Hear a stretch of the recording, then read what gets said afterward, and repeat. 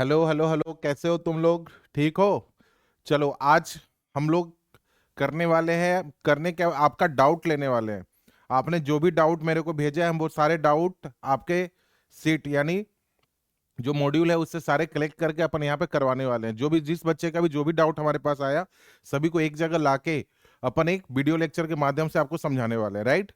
तो हम लोग पहुंच गए हैं चैप्टर लेक्चर नंबर 12 के ऊपर, पीएनसी में। किसी को अगर इस चैप्टर के अंदर प्रॉब्लम अभी भी बची हुई है, तो आप एक काम करो, शुरू से दोबारा ये लेक्चर देख लो। आपके ये सारे जो कंफ्यूजन है वो सारे दूर हो जाएंगे। ठीक है? अगर थोड़ा बहुत भी कहीं भी कुछ छूट गया है, कुछ रह गया है, तो आप ये चैप्टर को दोबारा देख सकते हो, है ना? खैर, अपन लेक्चर स्टार्ट करने से पहले अपन चलते हैं आगे। देखो, ये सब सारे टॉपिक हमने ये कर रखा है, जिसके अंदर कुछ टॉपिक ऑलरेडी मार्क किया हुआ है जो इंपॉर्टेंट है। Exponent of prime P in an factorial, rank वाला क्वेश्चन बहुत इंपॉर्टेंट है, जेई में हमेशा आता रहता है। फिर और आगे देखिए, ये formation of groups, D arrangement and selection of at least one object. ये जो 5 टॉपिक आपको बताया गया है बेटा, इसको आपने बार बार रिवीजन करना है, बारंबार रिवीजन करना है। क्योंकि ये 5 टॉपिक बोर्ड में तो नहीं है। यानी जो बोर्ड का स्टूडेंट जेई का पेपर देने जा रहा होगा ना, वो ये 5 टॉपिक को देख के ही छोड़ने वाला है, right?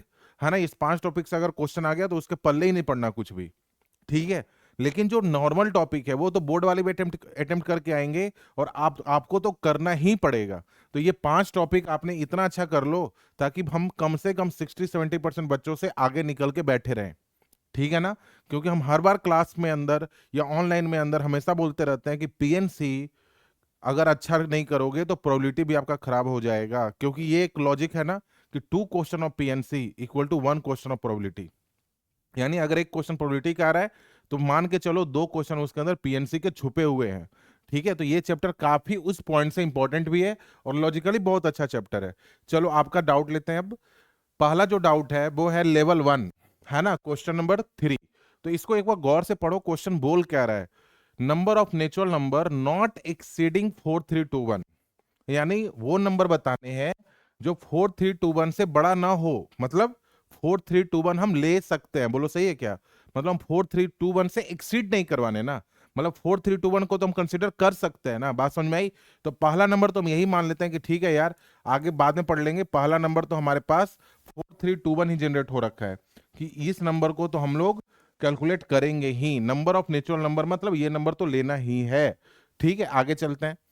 Can be form with the digits, कौन कौन से डिजिट से? 1 2 3 4 से। मतलब आपको बस इसी से नेचुरल नंबर को फॉर्म करना है, right? If repetition is allowed, okay. तो रिपीटिशन को अलाउ किए हुए मतलब एक ही नंबर को आप सारे डब्बे में भर सकते हो। मतलब यहाँ पे 4 आया तो यहाँ भी 4 4 4 भर सकते हो। लेकिन बस ध्यान क्या रखना है, नेचुरल नंबर होना चाहिए। और दूसरा दूसरा क्या होना चाहिए? नॉट एक्सीडिंग 4321 से ऊपर नहीं जाना है। तो पहला नंबर तो यही है, एक नंबर तो सर मिल गया। अब देखते हैं दूसरा क्या हो सकता है। मैं पहले 4 सीरीज वाला देखता हूं। तो 4 सीरीज वाले में मान लो यहाँ पे 4 है और यहाँ पे हमने 3 ही पुट किया हुआ है, तो अब क्या हो सकता है? अब इन दोनों को इंटरचेंज कराओगे तो यहाँ पे सर 1 आएगा और यहाँ पे 2 आएगा, तो एक नंबर ये हो सकता है ना, 1। अच्छा, 4 3 1, ध्यान से सुनना। यहाँ पे अगर मान लो यहाँ पे 1 आ गया, मान लो यहाँ पे 1 पुट किया क्योंकि 2 तो पुट कर चुके हैं। यहाँ पे अगर 1 आ गया तो यहाँ पे बेटा कौन कौन आ सकता है? बताओ यहाँ पे कौन कौन आ सकता है? 4 3 1 वाले में कौन कौन आ सकता है? क्योंकि रिपीटिशन जब अलाउ है तो यहाँ पे सर 1 भी आ सकता है, 2 भी आ सकता है, 3 भी आ सकता है और 4 भी आ सकता है। क्योंकि हमारे को बोला है 4 3 2 1 से आगे नहीं जाना है। मतलब अपने को 4 3 1, मतलब 431 के बाद क्या बनेगा? 4 3 1 1, 4 3 1 2, 4 3 1 3। ये तो कंसिडर कर सकते हैं ना। तो इस डब्बे को भरने के 4 तरीके हैं, तो टोटल 4 नंबर यहां से बनेंगे। बोलो सही है? बोलो सही है यहां तक? आगे चल, आगे चलें अब। इसके आगे देखो, इसके आगे देखिए, है ना? फिर अब आते हैं फिर से थर्ड में। मान लो यहाँ पे फिर से 4 सीरीज वाला पहले ढूंढते हैं। ये 4 है। अब हम लोग को 4 3 वाले जितने भी केस थे वो खत्म हो गया। 4 3 वाले अब केस नहीं बनेगा। अब बताओ यहाँ पे कौन कौन सा नंबर आ सकता है? 43 वाला तो खत्म हो गया। सर यहाँ पे 1 आ सकता है या 2 आ सकता है। तो इसको भरने के 2 तरीके, क्योंकि हम इससे नीचे ही है ना यार, 4 3 से तो नीचे ही घूम रहे हैं। अब इसको रिपीटिशन अलाउ है, तो हम यहाँ पे 1 भी भर सकते हैं या 2 भी भर सकते हैं या 3 भी या 4 भी, मतलब इस डब्बे को भरने के भी 4 तरीके हैं और इस डब्बे को भरने के भी 4 तरीके हैं। तो टोटल नंबर ऑफ वेज 4 को, यहाँ पर तो हम 4 सीरीज वाले स्पेशल देख रहे हैं ना, तो एक ही तरीका हुआ। तो यहाँ पे भरने के टोटल कितना हुआ बेटा, 2 × 4 × 4 मतलब 32। यानी ऐसे नंबर तो 32 होंगे, ऐसे नंबर जो 4 सीरीज में 1 या 2 से स्टार्ट हो रहे होंगे। यहां तक समझ में आया नहीं है, 4 सीरीज में 1 या 2 से स्टार्ट हो रहे होंगे, राइट है। अब हमारा 4 सीरीज वाला इससे ज्यादा नहीं बनेगा। अब आगे चलते हैं, अब 3 सीरीज वाला देखते हैं, केस 4 है ना। 4 सीरीज को छोड़ के अब आसान हो जाएगा सारा गेम। देखो 4 डिजिट का यहाँ पर 1 2 3 कोई भी आ सकता है, तो 4 सॉरी 1 2 3 में से कोई भी आ सकता है। तो इसको भरने के टोटल कितने तरीके हुए, 3। बाकी यहाँ पे 4 और यहाँ पे 4 और यहाँ पे 4, तो ये टोटल कितना हुआ, 16 64 4 तिया 12 6 तिया 18 19 192 है ना। इसमें कितना होगा 192, जो 1 2 3 वाले होंगे, राइट है। अब अगला अपने को क्या करना है, अब 3 डिजिट, 4 डिजिट का खत्म हो गया, केस 5। अब 3 डिजिट में कौन कौन सा 3 डिजिट ही बनाना है ना सर, रिपीटिशन अलाव है ना। तो यहाँ भी 4 भर दो, यहाँ भी 4 तरीके से, यहाँ भी 4 तरीके से। हर डब्बे को हम 4 तरीके से भर सकते हैं, क्यों, क्योंकि रिपीटिशन अलाव है। तो 1 2 3 4, यहाँ पर कितना तरीका हो गया, 64, 4 × 4 × 4, केस 6। 3 सीरीज वाले हो गए, अब 2 वाले देखते हैं, 2 वाले कितना बनेगा बेटा, इसको भी 4 तरीके से और इसको भी 4 तरीके से, तो ये बना 8 सॉरी 16, 4 4 जा 16, 4 4 जा 16।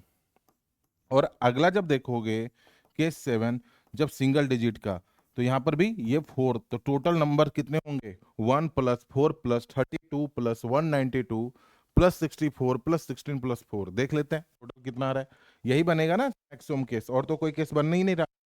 आ रहा है समझ में, क्लियर हुआ ही है। तो टोटल नंबर कितना होगा, देखो 1 + 4 है ना, 1 + 4, इन सभी को ऐड कर लो, इन सभी को ऐड कर लो। 1 + 4 कितना हो रहा है देखना, 1 + 4 + 32 + 192 + 64 + 16 + 4, 313।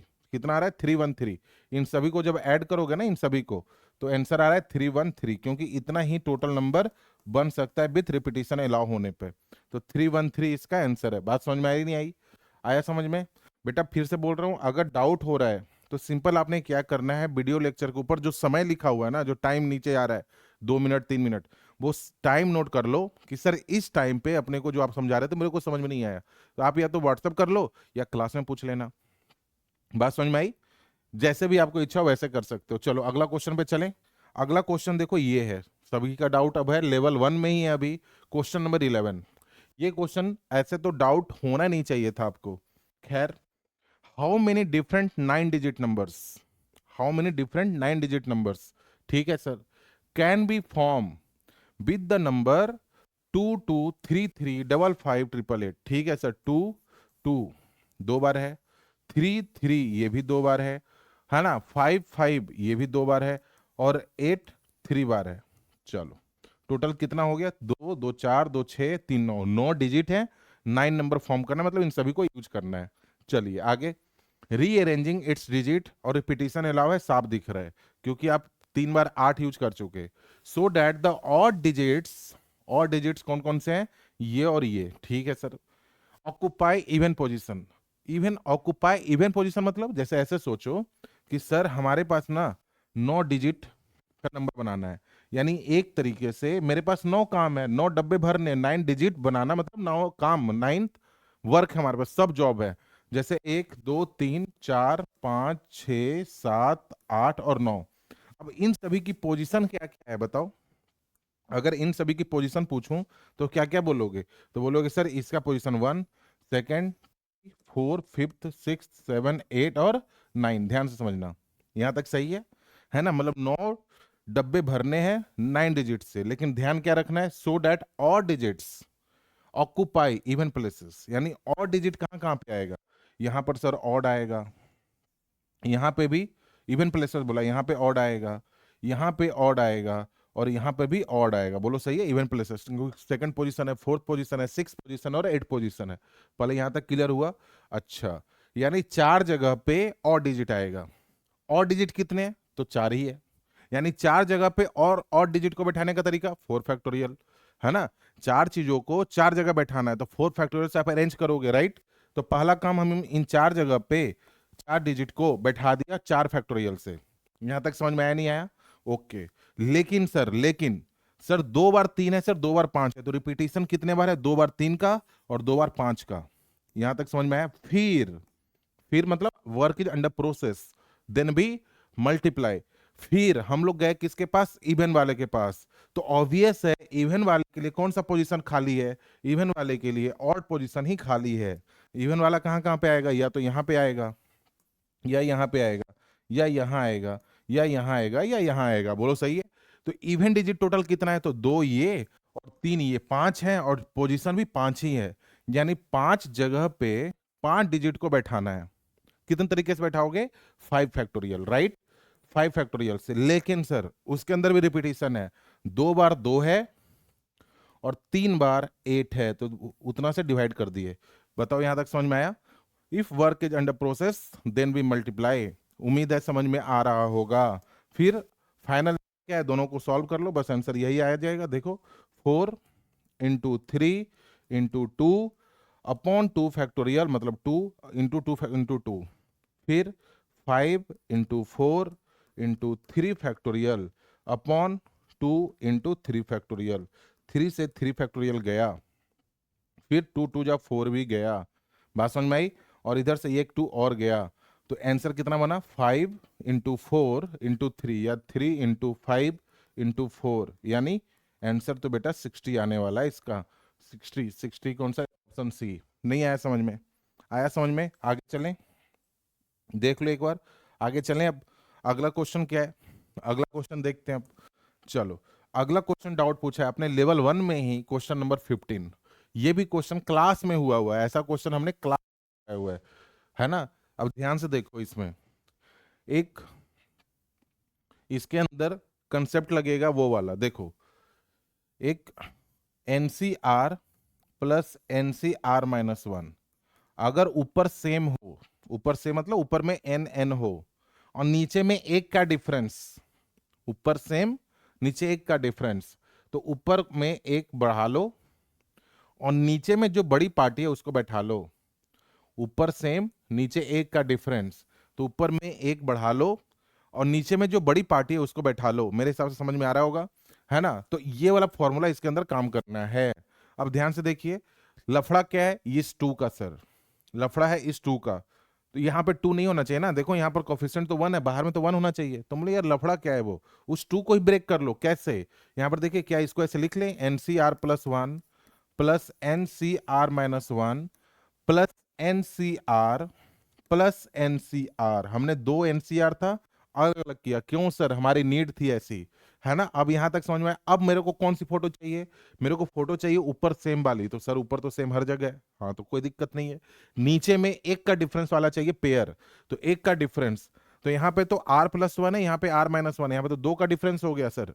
तो हमने बोला ठीक है, तो इन दोनों को एक साथ लिख लो ना।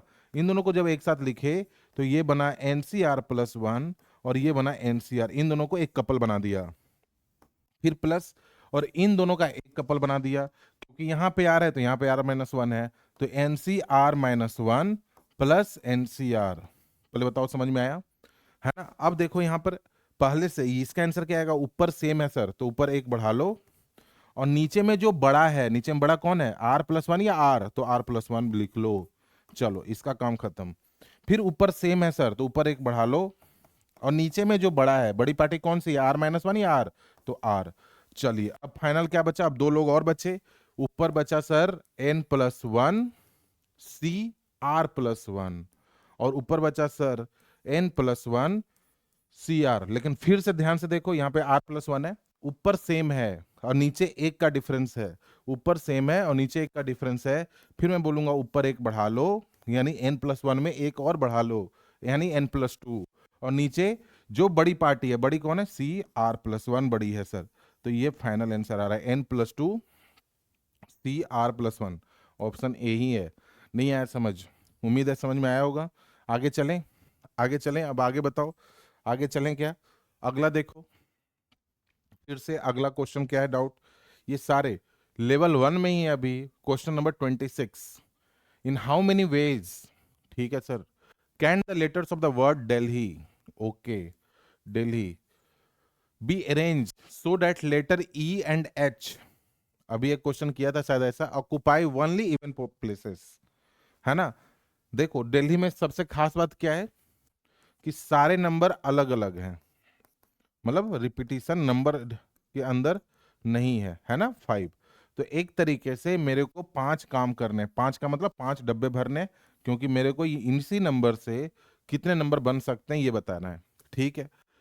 लेकिन पोजीशन वाइज भरने हैं, पोजीशन वाइज मतलब इवन ऑड की पोजीशन की ध्यान रखनी है। बोले ठीक है यार, पोजीशन का ध्यान रख लेंगे, नंबरिंग लिख लेता हूं ताकि आपको पोजीशन का समझ में आए। तो ये position first, second, third, fourth और फिफ्थ, ठीक है। अब क्या बोला है कि ई और एच कहाँ होना चाहिए, ओनली इवन प्लेस पे, मतलब ई और एच को बुलाया, आजा बैठने की बारी आ गई तुम्हारी। तो ये बोला चलो बताओ कहाँ बैठोगे, तो हम बोलेंगे यार तेरे लिए ना, मेरे को आदेश क्या है कि आपने इवन प्लेस पे बैठना है, इसको इवन प्लेस पे बोला मेरे लिए, यानी इस पोजीशन को और इस पोजीशन को लॉक कर दिया कि भाई और कोई नहीं बैठेगा यहाँ पर, जो भी बैठेगा कौन बैठेगा, ई और एच बैठेगा, ई या एच बैठेगा, ठीक है, लॉक हो गया। अब मेरे मन में क्या आया कि यार सेकंड पोजीशन पे ई को बैठाऊं या एच को बैठाऊं, है कि नहीं। सेकंड पोजीशन के लिए काम करने के दो तरीके, ई को बैठाऊं या एच को बैठाऊं, मतलब ये दो तरीका हुआ ना, ई को बैठा ना ना ना एच को बैठाते हैं, ये दो तरीका। बैठेगा तो कोई जरूर एक, मान लो यहां पर ई बैठ गया, तो इस पोजीशन में बैठने का एक ही तरीका हुआ, मतलब ई और एच को बैठाने के दो तरीके हुए। फिर हम लोग गए, ई और एच भाई साहब बैठ के मजे ले रहे हैं। अब बचे कितने लोग, 3 लोग। 3 लोगों को बुलाया कि आजा भाई अब तेरी बारी, तेरे को बैठा है। तो डी एल आई के लिए कितने पोजीशन है, 1, 2 और 3, 3 बंदे 3 पोजीशन है, ठीक है सर। तो इस पोजीशन को भरने के टोटल 3 तरीके, डी को बैठाऊं या एल को बैठाऊं या आई को बैठाऊं, 3 तरीके से। लेट सपोज यहां पे डी को बैठा दिया, है ना। फिर अब डी तो बैठ गया, मजे हो गए इसके। एल आई में से इसको भरने के 2 तरीके, मान लो एल बैठ गया और इसको भरने को जो बचा वही बैठेगा ना, 1 तरीका। तो बाकी 3 इंटू 2 इंटू 1, यानी एक तरीके से 2 फैक्टोरियल इंटू 3 फैक्टोरियल। तो 2 इंटू 6 कितना आया, 12, कितना आया 12। तो ये काम कितने तरीके से किया जा सकता था, 12 वेज। बात समझ में आई नहीं आई, ये काम कितने तरीके से हो सकता था, 12 वेज। यहां तक सही है क्या, यहां तक सही है।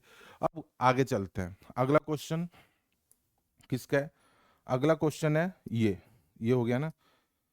अगला क्वेश्चन है how many triangles, okay, how many triangles can be formed by joining the vertex of a nonagon, मतलब 9 साइड, है ना। अब एक बात बताना, 9 साइड है, छोड़ो 9 साइड, अपन तो 4 साइड की बात करते हैं पहले। मान लो 4 साइड का कोई कोलेट्रल है, मेरे को कितने ट्रायंगल बन सकते हैं, राइट। 4 साइड का है, कितने ट्रायंगल बना लोगे तुम, बोलोगे सर ट्रायंगल के लिए ना अपने को ना 3 पॉइंट चाहिए, ट्रायंगल होने के लिए कितना पॉइंट चाहिए, 3 पॉइंट चाहिए। हम बोले हाँ बिल्कुल सही बोला है, 3 पॉइंट चाहिए। यानी साइड से अगर मैं 4 साइड में से कोई भी 3 सिलेक्ट कर लूँ ना, तो मेरा काम हो जाएगा। हम बोले हाँ, मतलब तुम क्या करोगे, ट्रायंगल बनाना है, 4 साइड है, उसमें से कोई भी 3 साइड, जैसे 4 साइड में से मान लो ये 3 साइड हमने सिलेक्ट कर ली, तो इन तीनों पर एक पॉइंट सिलेक्ट किया, एक ट्रायंगल बन जाएगा। बोलो सही है, आ रहा है समझ में, लॉजिक समझना, सारा कुछ क्लियर है, ऐसे तुम लोग को समझ में आ रहा होगा अच्छे से, क्योंकि ऐसी कोई बड़ी बातें हम बोल नहीं रहे हैं क्लास के अंदर, ऑलरेडी ये सब बातें बहुत बार हो चुकी है ना। मान लो तुमने ये 3 साइड सेलेक्ट करी है, तो यहां से एक ट्रायंगल बन जाएगा। कोई अगर ये 3 साइड सेलेक्ट किया हुआ है तो ये ट्रायंगल बन जाएगा। मतलब 4 में से कोई भी 3 साइड अपने को सिलेक्ट करना है, जितना तरीके से सिलेक्ट हो सकता है। इसको क्या बोलते हैं, अगर 9 साइड है, कितने ट्रायंगल बनाना है, मतलब 9 साइड में से कोई भी 3 साइड अपने को सिलेक्ट करना है, जितने तरीके से अपन सिलेक्ट कर सकते हैं। बोलो सही है क्या, जितने तरीके से अपन सिलेक्ट कर सकते हैं उतने तरीके से कोई भी 3 साइड अपन को सिलेक्ट करना है। तो how many number of triangle can we form, तो पहला तो 9 साइड है सर, उसमें से कोई भी 3 साइड सिलेक्ट करके दे दो, मैं पॉइंट मिला दूंगा। तो 9C3 इसका आंसर हो गया। कितना आसान है बताओ, 9 into 8 into 7 into 6 into 5 into 4 into 3 factorial. या ऐसे भी क्यों करना, शॉर्टकट तो पता ही है, अगर 3 फैक्टोरियल है तो ऊपर में 3 बार ओपन कर लो, 3 सीरीज तक 9 8 7, और नीचे में 3 फैक्टोरियल लगा दो, 3 फैक्टोरियल 3 2 जा 6। बात समझ में आई ना? तो 3 3 जा 9, 2 4 जा 8, यानी 4 3 12 7 84, 84 आंसर आना चाहिए। नहीं आया समझ में? ये क्लियर हुआ? ये आगे चलें, आगे चलें। अब अगला क्या है, अगला क्या है, अगला क्वेश्चन देखो। अगला क्वेश्चन क्या है, अगला पढ़ो एक बार, जगह कम है मिटा रहा हूं इसको। अगला देखिए, अगला क्वेश्चन पढ़ो एक बार। अगला क्या बोला है, how many diagonals are there in a polygon with 8 sides. Okay, अब ध्यान से समझना, ये चीज इंपॉर्टेंट है। ऐसे तो फॉर्मूला लोग याद रखते हैं, लेकिन अपन पहले फॉर्मूला आया कैसे वो समझो। How many diagonals are there, है ना, विथ 8 साइड। अभी छोड़ो 8 साइड, अपन 4 साइड की बात करते हैं। ध्यान से देख, अगर 4 साइड है, ठीक है, तो कितने डायगोनल बनेगा? 2। कितने डायगोनल बनेगा? 2। यानी डायगोनल होने के लिए कितने पॉइंट चाहिए आपको? 2 पॉइंट चाहिए। डायगोनल होने के लिए कितना पॉइंट चाहिए? 2 पॉइंट चाहिए। बात समझ में आ रही है ना? डायगोनल बनाना है तो अगर एन साइड है तो कॉर्नर भी एन बनेगा। अगर 4 साइड का है तो 4 वर्टेक्स बनेगा, मानते हो? अगर 4 साइड है तो 4 वर्टेक्स बनेंगे, राइट? 4 वर्टेक्स में से सर अगर मैं 2 वर्टेक्स चुन लूं तो डायगोनल बन जाएगा। हम बोलेंगे यार क्या ये सही बोल रहे हो क्या तुम? 4 वर्टेक्स में से अगर हम 2 वर्टेक्स चुन लें तो डायगोनल बन जाएगा। हम बोलेंगे अच्छा ये हमेशा सही है क्या? अब ध्यान से सुनना, 4 वर्टेक्स में से तुम 2 वर्टेक्स चुनने वाले हो। हम बोले कौन सा चुने हो? तो तुम बोलोगे सर ये वाला और ये वाला। हम बोले ठीक है भाई, तब तो सही सोचा है। तुम बोलोगे सर ये वाला और ये वाला। बोले हाँ बिल्कुल सही सोचा है, 4 वर्टेक्स में से 2 वर्टेक्स चुना ना, अभी तक सही सोच रहे हो। हमने बोला अच्छा एक केस और देता हूं तुम्हारे को, अगर तुमने ये वाला और ये वाला चुन लिया तो, या ये वाला चुन लिया तो अब तो डायगोनल नहीं बनेगा, है ना? तो कौन कौन से ऑप्शन नहीं हो सकते हैं? बोलो सर 4 में से 2 चुनना था, हम अपोजिट वाला तो चुन रहे हैं। अगर कौन कौन से नहीं हो सकते देख, एक तो ये वाला ऑप्शन नहीं हो सकता, ये दोनों नहीं चुन सकते हो 4 साइड के हिसाब से, ये दोनों नहीं चुन सकते, ये दोनों भी नहीं चुन सकते, और ये दोनों भी नहीं चुन सकते। मतलब अगर तुम 4 साइड में से कोई भी 2 सिलेक्ट करने हैं तो आपने ग्रीन और पिंक दोनों कलर को कंसिडर किया हुआ है इसके अंदर, है ना? 4 में से 2 का सिलेक्शन कर रहे हो ना, मतलब आपने पिंक वाला भी केस उठा रखा है और ग्रीन वाला भी केस उठा रखा है। लेकिन मेरे को कौन सा केस बाहर करना है? पिंक वाला केस बाहर करना है, क्योंकि पिंक वाले में डायगोनल तो फॉर्म हो ही नहीं रहा। बात समझ में आई ना? तो ऐसा केस कितना मिले 4 साइड में? 4 केस ऐसा मिला जो डायगोनल फॉर्म नहीं कर रहा। कुछ उसी तरीके से इस लॉजिक को 8 साइड के हिसाब से सोचो। 8 साइड है तो 8 कॉर्नर बनेगा, तो मैं 8 में से कोई भी 2 सिलेक्ट कर लूं, बिल्कुल सही है। लेकिन वो भी तो सिलेक्ट हो गया ना साइड वाले, वो तो लेना ही नहीं था। तो उतने साइड को हम लोग को क्या करना है? बाहर। नहीं आया समझ में? उतने साइड को अपने को क्या करना है? बाहर। क्लियर हुआ ही नहीं हुआ ये?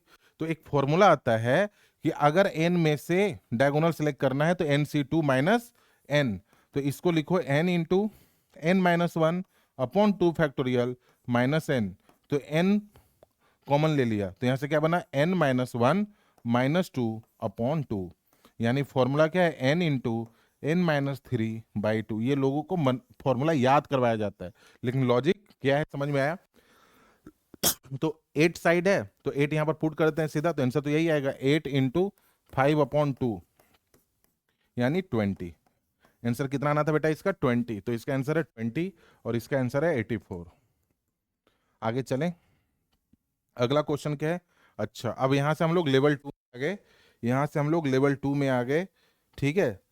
फिर लास्ट में आते आते PYQ पे पहुंच जाएंगे। खैर अगला क्वेश्चन पढ़ो क्या बोला है। In how many ways can 10 soldiers stand in 2 rows having 5 soldiers in each row. अब ऐसा सोचो कि 2 रो है मेरे पास, इस तरीके से 5 इस पर बैठने, 1 2 3 4 5, 5 सोल्जर इस रो में रहने और 5 सोल्जर दूसरे रो में रहने, है ना? 1 2 3 4 5 कैसे बैठाओगे तुम? 10 सोल्जर हैं। बोला हाउ मेनी वेज। पहला काम दिमाग में क्या आया कि सर 10 सोल्जर है ना सर, पहले तो 5 को इधर बैठाता हूं। देखो PNC में है क्या, जो माइंड में चलता है उसको अपन सोचते हैं बस। अरे तेरे पास 10 बंदे हैं, हमने 2 क्लासरूम दे रखा है, बोलूंगा कि यार 5 को इधर 5 को उधर बैठाने हैं, तुम कैसे बैठाओगे? बोलोगे सर यार 10 में से 5 आपने इधर बोला है ना, कौन से 5?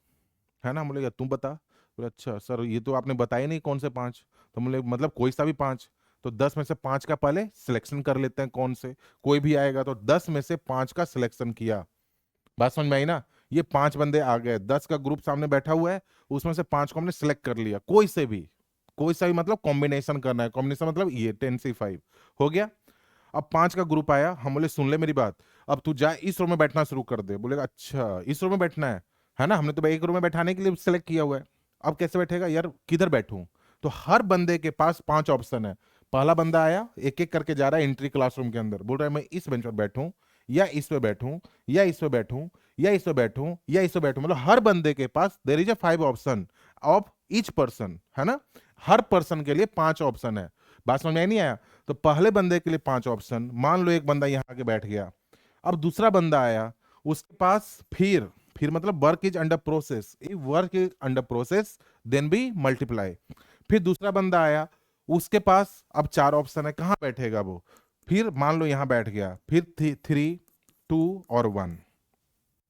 चलो पहला रूम फुल, 5 बंदे बैठ गए, अब बचे 5। 5 में से फिर मैं 5 का सिलेक्शन करने वाला हूं, आ रहा है समझ में?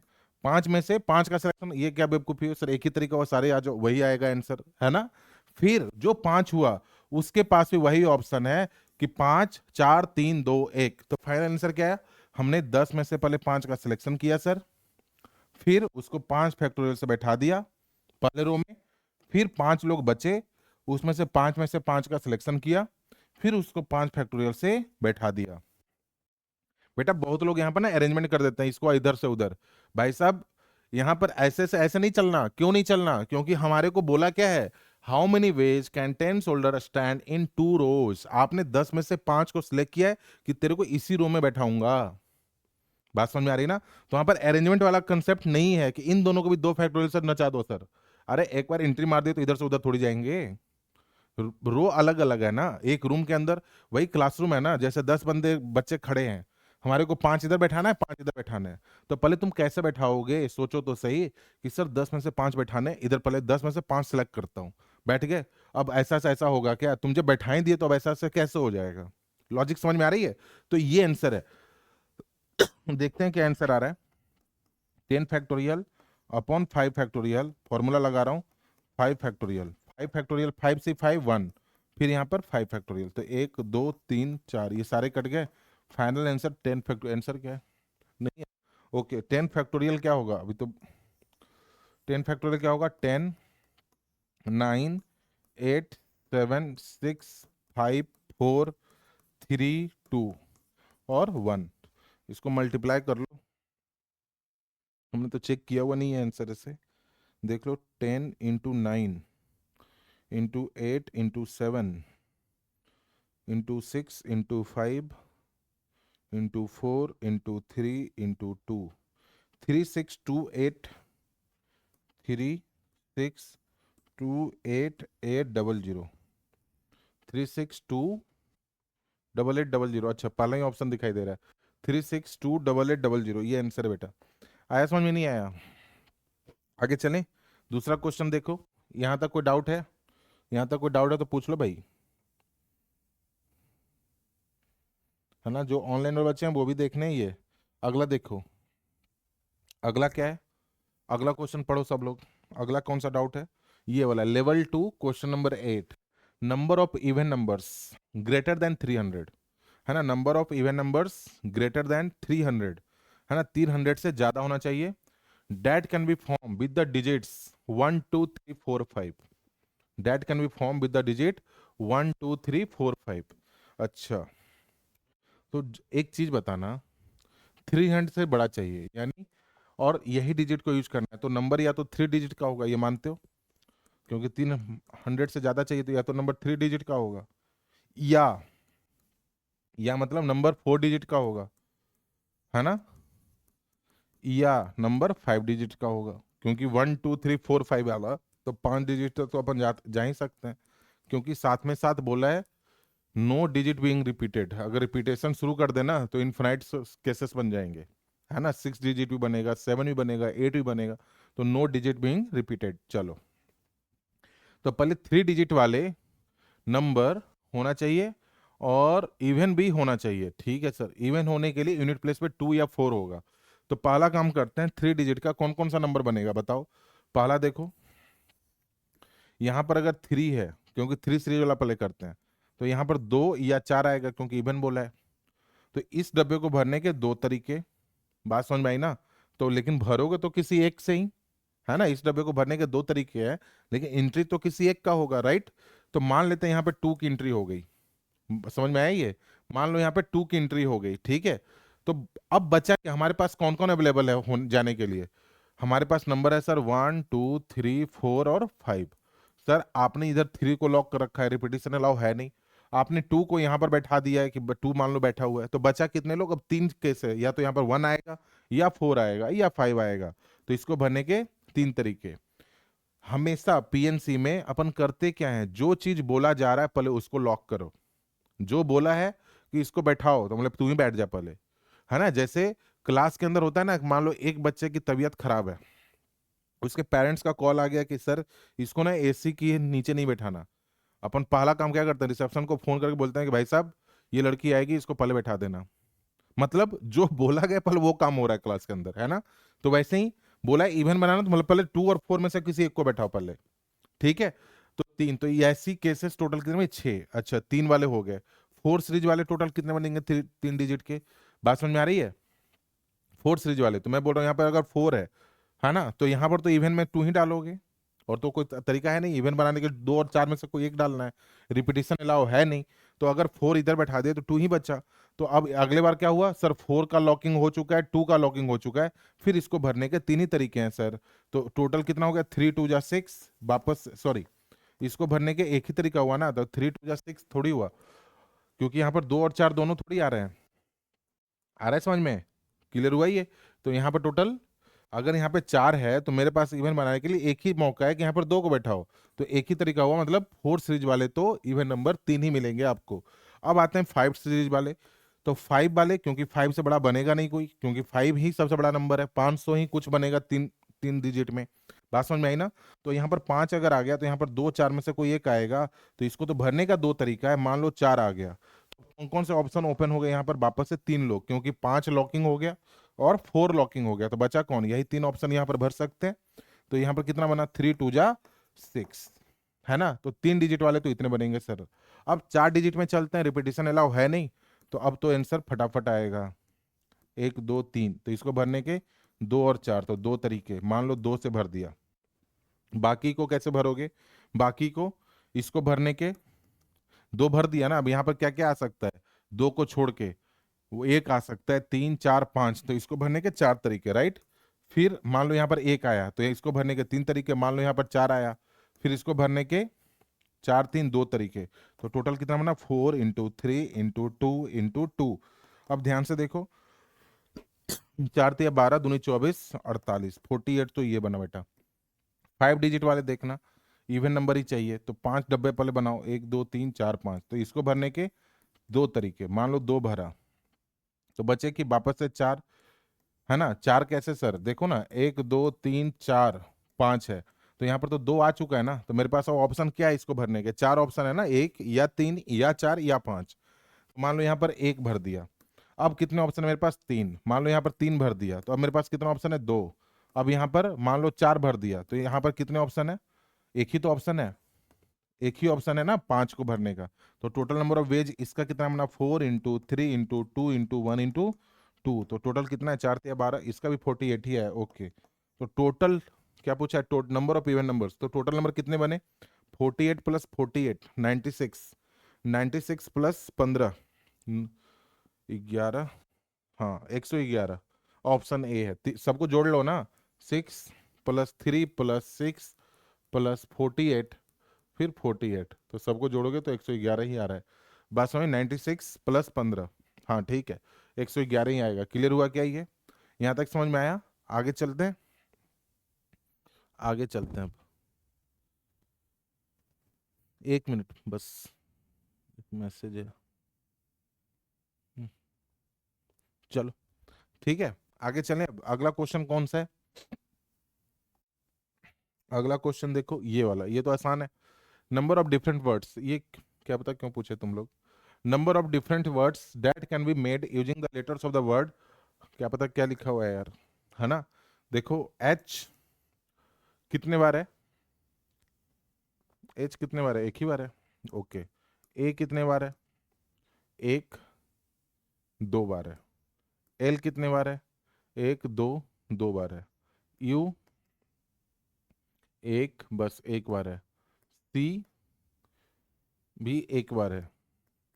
आई, आई दो बार है, हाँ आई दो बार है, ठीक है भैया। एन, एन दो बार है। फिर ए हो चुका। टी, टी नहीं हुआ है। टी कितने बार है अभी? एक बार है। आई हो चुका। ओ नहीं हुआ, ओ एक बार है ना। तो टोटल कितने हो गए? तीन, दो पाँच, छ, सात, दो नौ,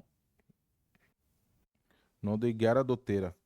ये मैं क्लास में बोला था ना, मिला लेना एक बार जरूर। एक, दो, तीन, चार, पाँच, छः, सात, आठ, नौ, दस, ग्यारह, बारह, तेरह। हाँ सही है। मिला लेने से हो सकता है, होता है कि यार आंखें ना इधर उधर होने लगती है लगता है क्या पता है एक ही चीज को दो बार तो नहीं काउंट कर लिया, या कोई मिस तो नहीं हो गया, तो इस चीज को वेरीफाई हो जाता है, सही रहता है। चलो आगे चलते हैं, अब क्वेश्चन पढ़ते हैं।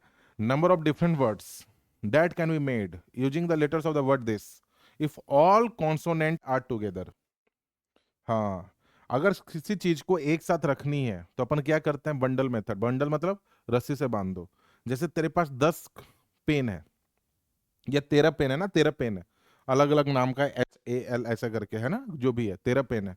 आप चाहते हो कि ये जो सारे कॉन्सोनेंट वाले पेन है ना, वो सभी एक साथ रहें, तो मैं क्या करूंगा?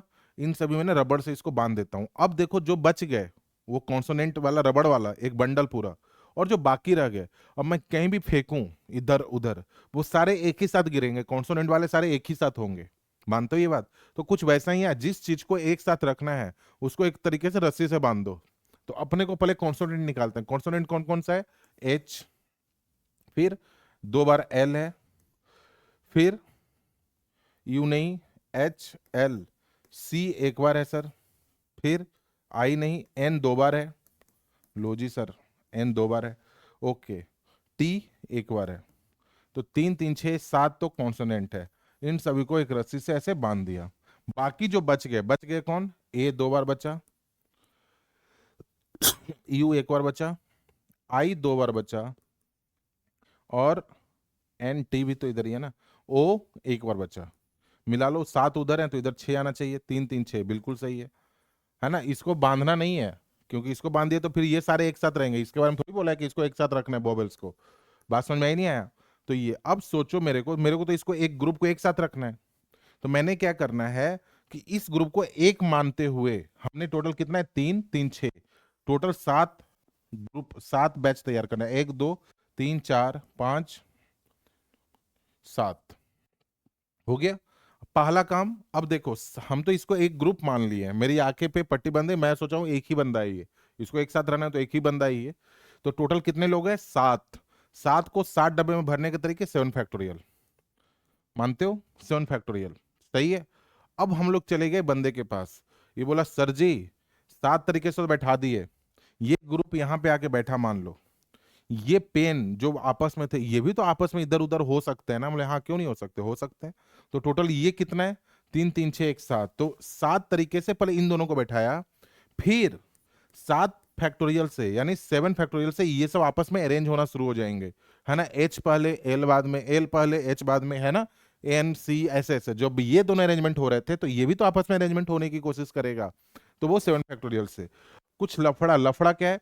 जब हम बैठाने गए तो रिपीटेशन चीजें होने लगी। क्या क्या हुआ इसके अंदर रिपीटेशन? दो बार टू आया था, दो बार आई आया था, इसमें रिपीटेशन ये है।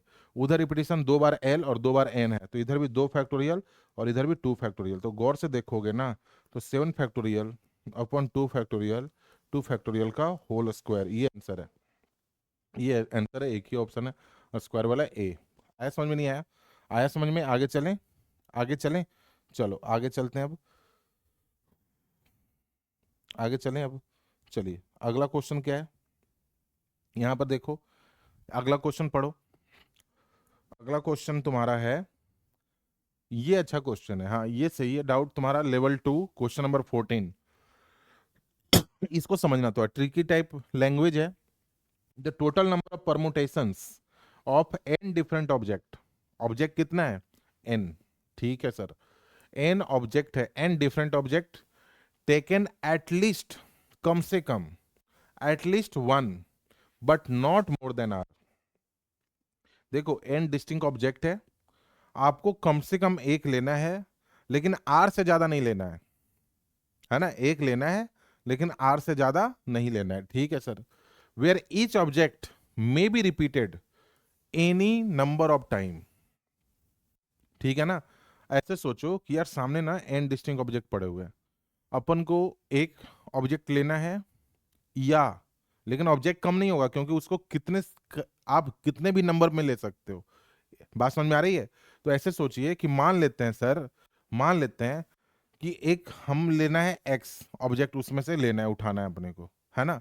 तो एक्स की वैल्यू क्या होगी, या तो वन से बड़ी होगी, या वन से बड़ी होगी, या आर से छोटी होगी, यही बात होगी ना। तुमको फिर से समझना, the total number of permutation of N different objects taken at least one but not more than r. तो अब कितना ले रहे हो, हम बोले कि यार पता ही नहीं चल रहा, वन लें या आर लें, आर से कम लें, बोले अच्छा कुल मिला के तुम एक्स ले सकते हो, है ना, लेकिन एक्स की वैल्यू वन या वन से बड़ी होगी और आर या आर से छोटी होगी। ये लाइन समझ में आ गया। फिर लेकिन बोला है, अब अगला लाइन जो है ना वो इंपॉर्टेंट है, where each object may be repeated any number of time, है ना। अगर आप वन ले रहे हो, मान लो आपका इच्छा हुआ वन, हम ना एक ऑब्जेक्ट डिस्टिंक्ट ऑब्जेक्ट उठाने वाले हैं, समझना, एन डिस्टिंक्ट ऑब्जेक्ट है, एक उठाऊं या एन उठाऊं।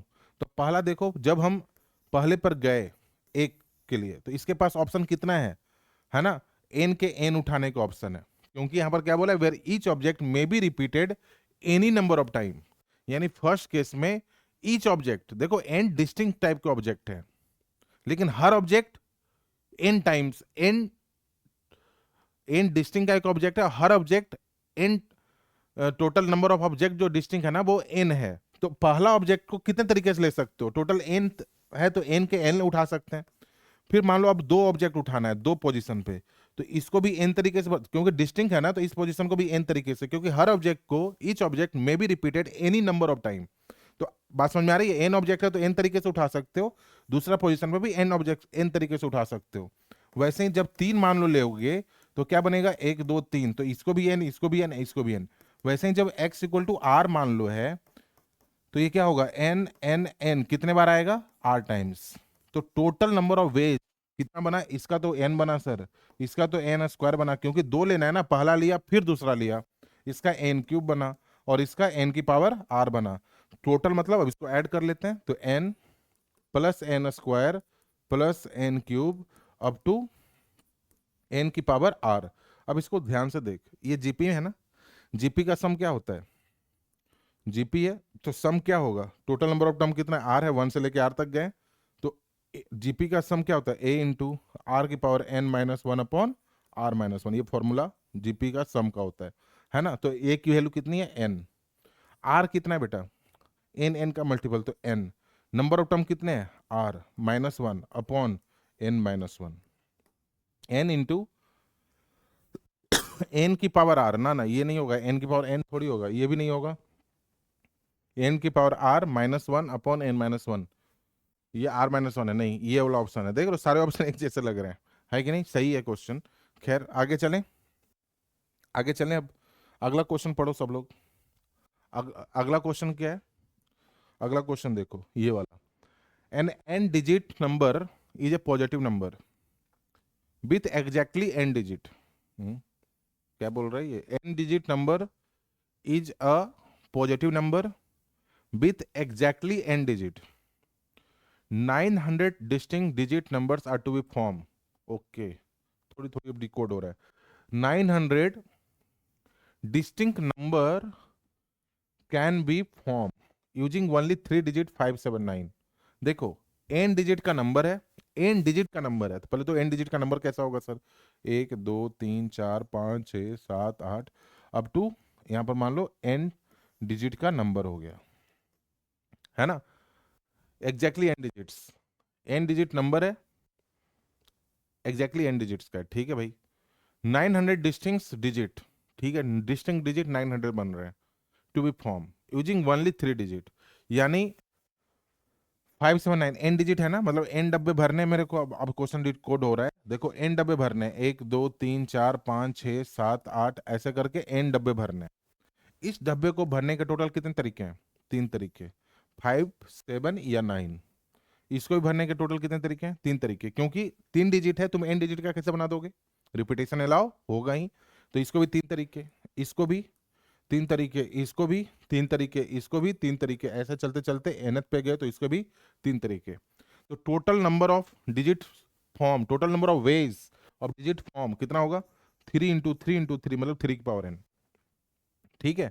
लेकिन तुम एक चीज गौर किए, जो ये 3 की पावर n है ना बेटा, इसमें वो भी नंबर है जिसके अंदर रिपीटेशन अलाउ है, जिसके अंदर रिपीटेशन अलाउ है, लेकिन रिपीटेशन अलाउ, लेकिन मेरे को यहां पर क्या बोला है? यहां पर क्या बोला है? 900 जो digit distinct and digit numbers are to be form, लेकिन 900 जो बनता है ना वो डिस्टिंक्ट एंड डिजिट वाले नंबर बनते हैं, मतलब इसके अंदर तो रिपीटेशन वाले भी हैं, तो 900 तो डिस्टिंक्ट वाला है, मेरे को एन के ऊपर मिनिमम वैल्यू बोला है, तो ये वाली जो वैल्यू होगी इसके अंदर तो डिस्टिंक्ट वाले भी हैं और रिपीटेशन वाले भी हैं, है ना। तो इसके अंदर तो डिस्टिंक्ट वाले भी हैं और रिपीटेशन वाले भी हैं। डिस्टिंक्ट वाले कितने? 900। तो ये जो नंबर होगा 100% डिस्टिंक्ट वाले से तो ज्यादा ही होगा, 100% डिस्टिंक्ट वाले से ज्यादा ही होगा। बोलो सही है क्या? यहां तक समझ में आ रहा है, नहीं आ रहा? यहां तक समझ में आया? ठीक है, यहां तक समझ में आया? हाँ। तो 3 की पावर n ग्रेटर देन 900, तो यहां से इसको लिख सकते हैं 3 की पावर n/9 ग्रेटर देन 100। तो ये हो गया 3 की पावर n-2 ग्रेटर देन 100। अब मेरे को तो n की वैल्यू चाहिए ताकि ये 100 से आगे निकल जाए, तो 3 की पावर n-2 है, तो 100 से ज्यादा जाने के लिए 3 की पावर कौन सी होनी चाहिए?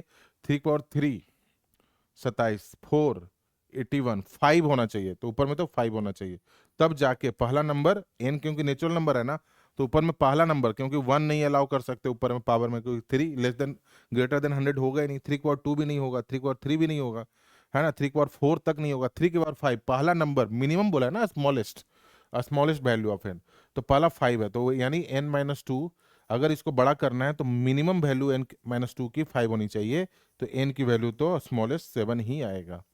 नहीं आया समझ में? ऑप्शन बी है, ठीक है, ऑप्शन बी है। यहां तक समझ में आया? आगे चलें अब, अगला देखो, अगला क्वेश्चन क्या है? लेवल 2 का ही है, क्वेश्चन नंबर 32। ये भी क्वेश्चन नहीं पूछना चाहिए था, ये भी आसान है। देखो, ये क्लास में भी ऐसा क्वेश्चन हो रखा है, in a badminton tournament each player play one game with all the other player, number of players participated in the tournament if they play 105 games. देखो, नंबर ऑफ प्लेयर्स पता नहीं, मान लेते हैं एन है ना, नंबर ऑफ प्लेयर मान लेते हैं एन है, नंबर ऑफ प्लेयर कितना है? एन है। बात समझ में आई? नंबर ऑफ प्लेयर एन है, मान लो एन है, तो एक चीज बता, अगर एन प्लेयर है और आपको गेम करवाना है तो कितने प्लेयर सिलेक्ट करोगे एक बार में? बोलोगे अगर यार, यहाँ पर पढ़ना क्वेश्चन को, if each player played one game with all the other players, है ना, हर एक प्लेयर हर एक से एक गेम खेलेगा, यानी एक गेम होने के लिए मेरे को कितने बंदे चाहिए? 2 बंदे चाहिए। ये तो वही बात हो गई ना, मान लो 5 लोग घर में आए, मैं शेक हैंड कर रहा हूं, तो कितने हैंड शेक बनेंगे? बात समझ में आ रही है? तो मैं तो सबके साथ जा रहा हूं ना, ईच प्लेयर, है ना, play with all the person, है ना, ऐसे करके, यानी 5 में से 2 तरीके को, 2 लोगों को सिलेक्ट कितने तरीके से कर सकते हो? हम सिलेक्ट हो गए, फिर ये मान लो 1 2 3 4 5, अब 2 3 घूम रहा है मेरे पास, अब 2 नहीं आएगा क्योंकि हमारा दोनों मैच हो चुका है। मान लो हम 1 है, बाकी 4 और है, 2 3 4 5, तो हम एक बार गए 1 को 2 के साथ, 1 3 के साथ, 1 4 के साथ, 1 5 के साथ। अब 2 1 के साथ नहीं बनेगा क्योंकि 1 2 का हैंडशेक हो चुका है, यानी मैच हो चुका है। अब 2 और 3, 2 4 2 5, अब 2 हो गया। अब 3 2 के साथ भी नहीं मैच करेगा, 2 1 के साथ भी नहीं। अब 3 4 3 5, यानी एक तरीके से हो क्या रहा है, तुम कितने तरीके से 5 में से 2 का सिलेक्शन कर रहे हो। यानी यहां पर प्लेयर नहीं पता तो मान लेते एन है, तो कितने तरीके से तुम 2 का सिलेक्शन कर रहे हो उतने ही मैच होंगे। सिंपल है ना। तो यहां पर कितना आएगा, n into N minus one upon two equal to 105। तो यहां से कितना बेटा, n into N minus one equal to 210। अब देखो यहां पर एक और गलती करते हैं लोग, इसको क्वाड्रेटिक वगैरह फॉर्म कर लेते हैं। क्वाड्रेटिक वगैरह फॉर्म नहीं करो, ये 2 कंसेक्यूटिव नंबर है तो दो इसको फैक्टर ऐसा कर लो, यहाँ पे 2 इंटू 7 इंटू 15 दिखाई दे रहा है ऐसा, क्योंकि कैसे लिखा सर, 105 को लिख दिया 15 सत्ते होता है ना 2। तो देखो ये 2 14 इंटू 15, 2 लगातार नंबर है, तो इसमें से बड़ा नंबर कौन है, n। तो उधर से बड़ा नंबर कौन है, 15। तो n की वैल्यू कितनी है, 15। n की वैल्यू 15, ऑप्शन बी ही है। आया समझ, आगे चलें। चलो अगला क्वेश्चन क्या है, पढ़ो अगला क्वेश्चन। ये भी क्यों पूछा, if Tn denotes the number of triangle which can be formed by using the vertex of a regular polygon। Tn denotes, अगर नंबर ऑफ ट्रायंगल बनाना है, आज ही बात हुई है कि नंबर ऑफ ट्रायंगल्स अगर बनाना है तो वर्टेक्स, कितने वर्टेक्स सिलेक्ट करना है, 3। तो Tn denotes the number of triangle which can be formed by using the vertex of a regular polygon of n sides। तो Tn मतलब क्या हुआ, n में से 3 साइड का सिलेक्शन करना। अगर n को तुम रिप्लेस कर दोगे n+1 से, तो n+1 में से 3 साइड का सिलेक्शन करना।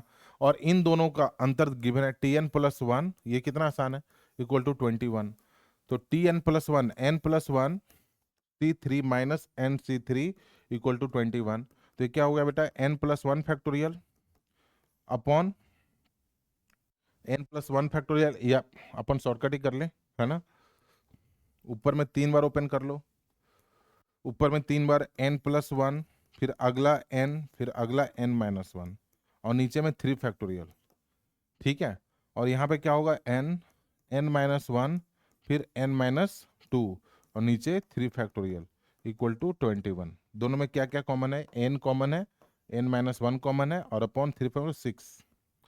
तो ऊपर में क्या बना, n इंटू n-1 तो बाहर आ गया, तो ऊपर बना n+1 minus n+2 equal to 21, है कि नहीं। तो n से n गायब, 2 + 1 3, तो 3 आ तो गया, ठीक है। तो देखो यहाँ पर क्या आंसर बना, यहाँ पर है n into n-1 by 6 into ये 2 + 1 3, 3 2 जा 6 इक्वल टू 21। वापस से n into n-1 equal to कितना आया, 42। ये साफ लग रहा है 7 इंटू 6 है, दिखाइए इसमें से बड़ा कौन है, 7। तो इधर से बड़ा है n, तो n इक्वल टू 7 है बेटा, n equal to 7, option B. ये भी आसान था, ये भी हो जाना चाहिए, चलो खैर कोई बात नहीं, है ना। आज ही डाउट लिया था ये वाला ना, समझ में आ गया होगा ऐसे। आगे देखिए ये वाला अच्छा क्वेश्चन है। There are m points on a line A B and n points on the line A C, excluding the point A, triangle are formed joining these points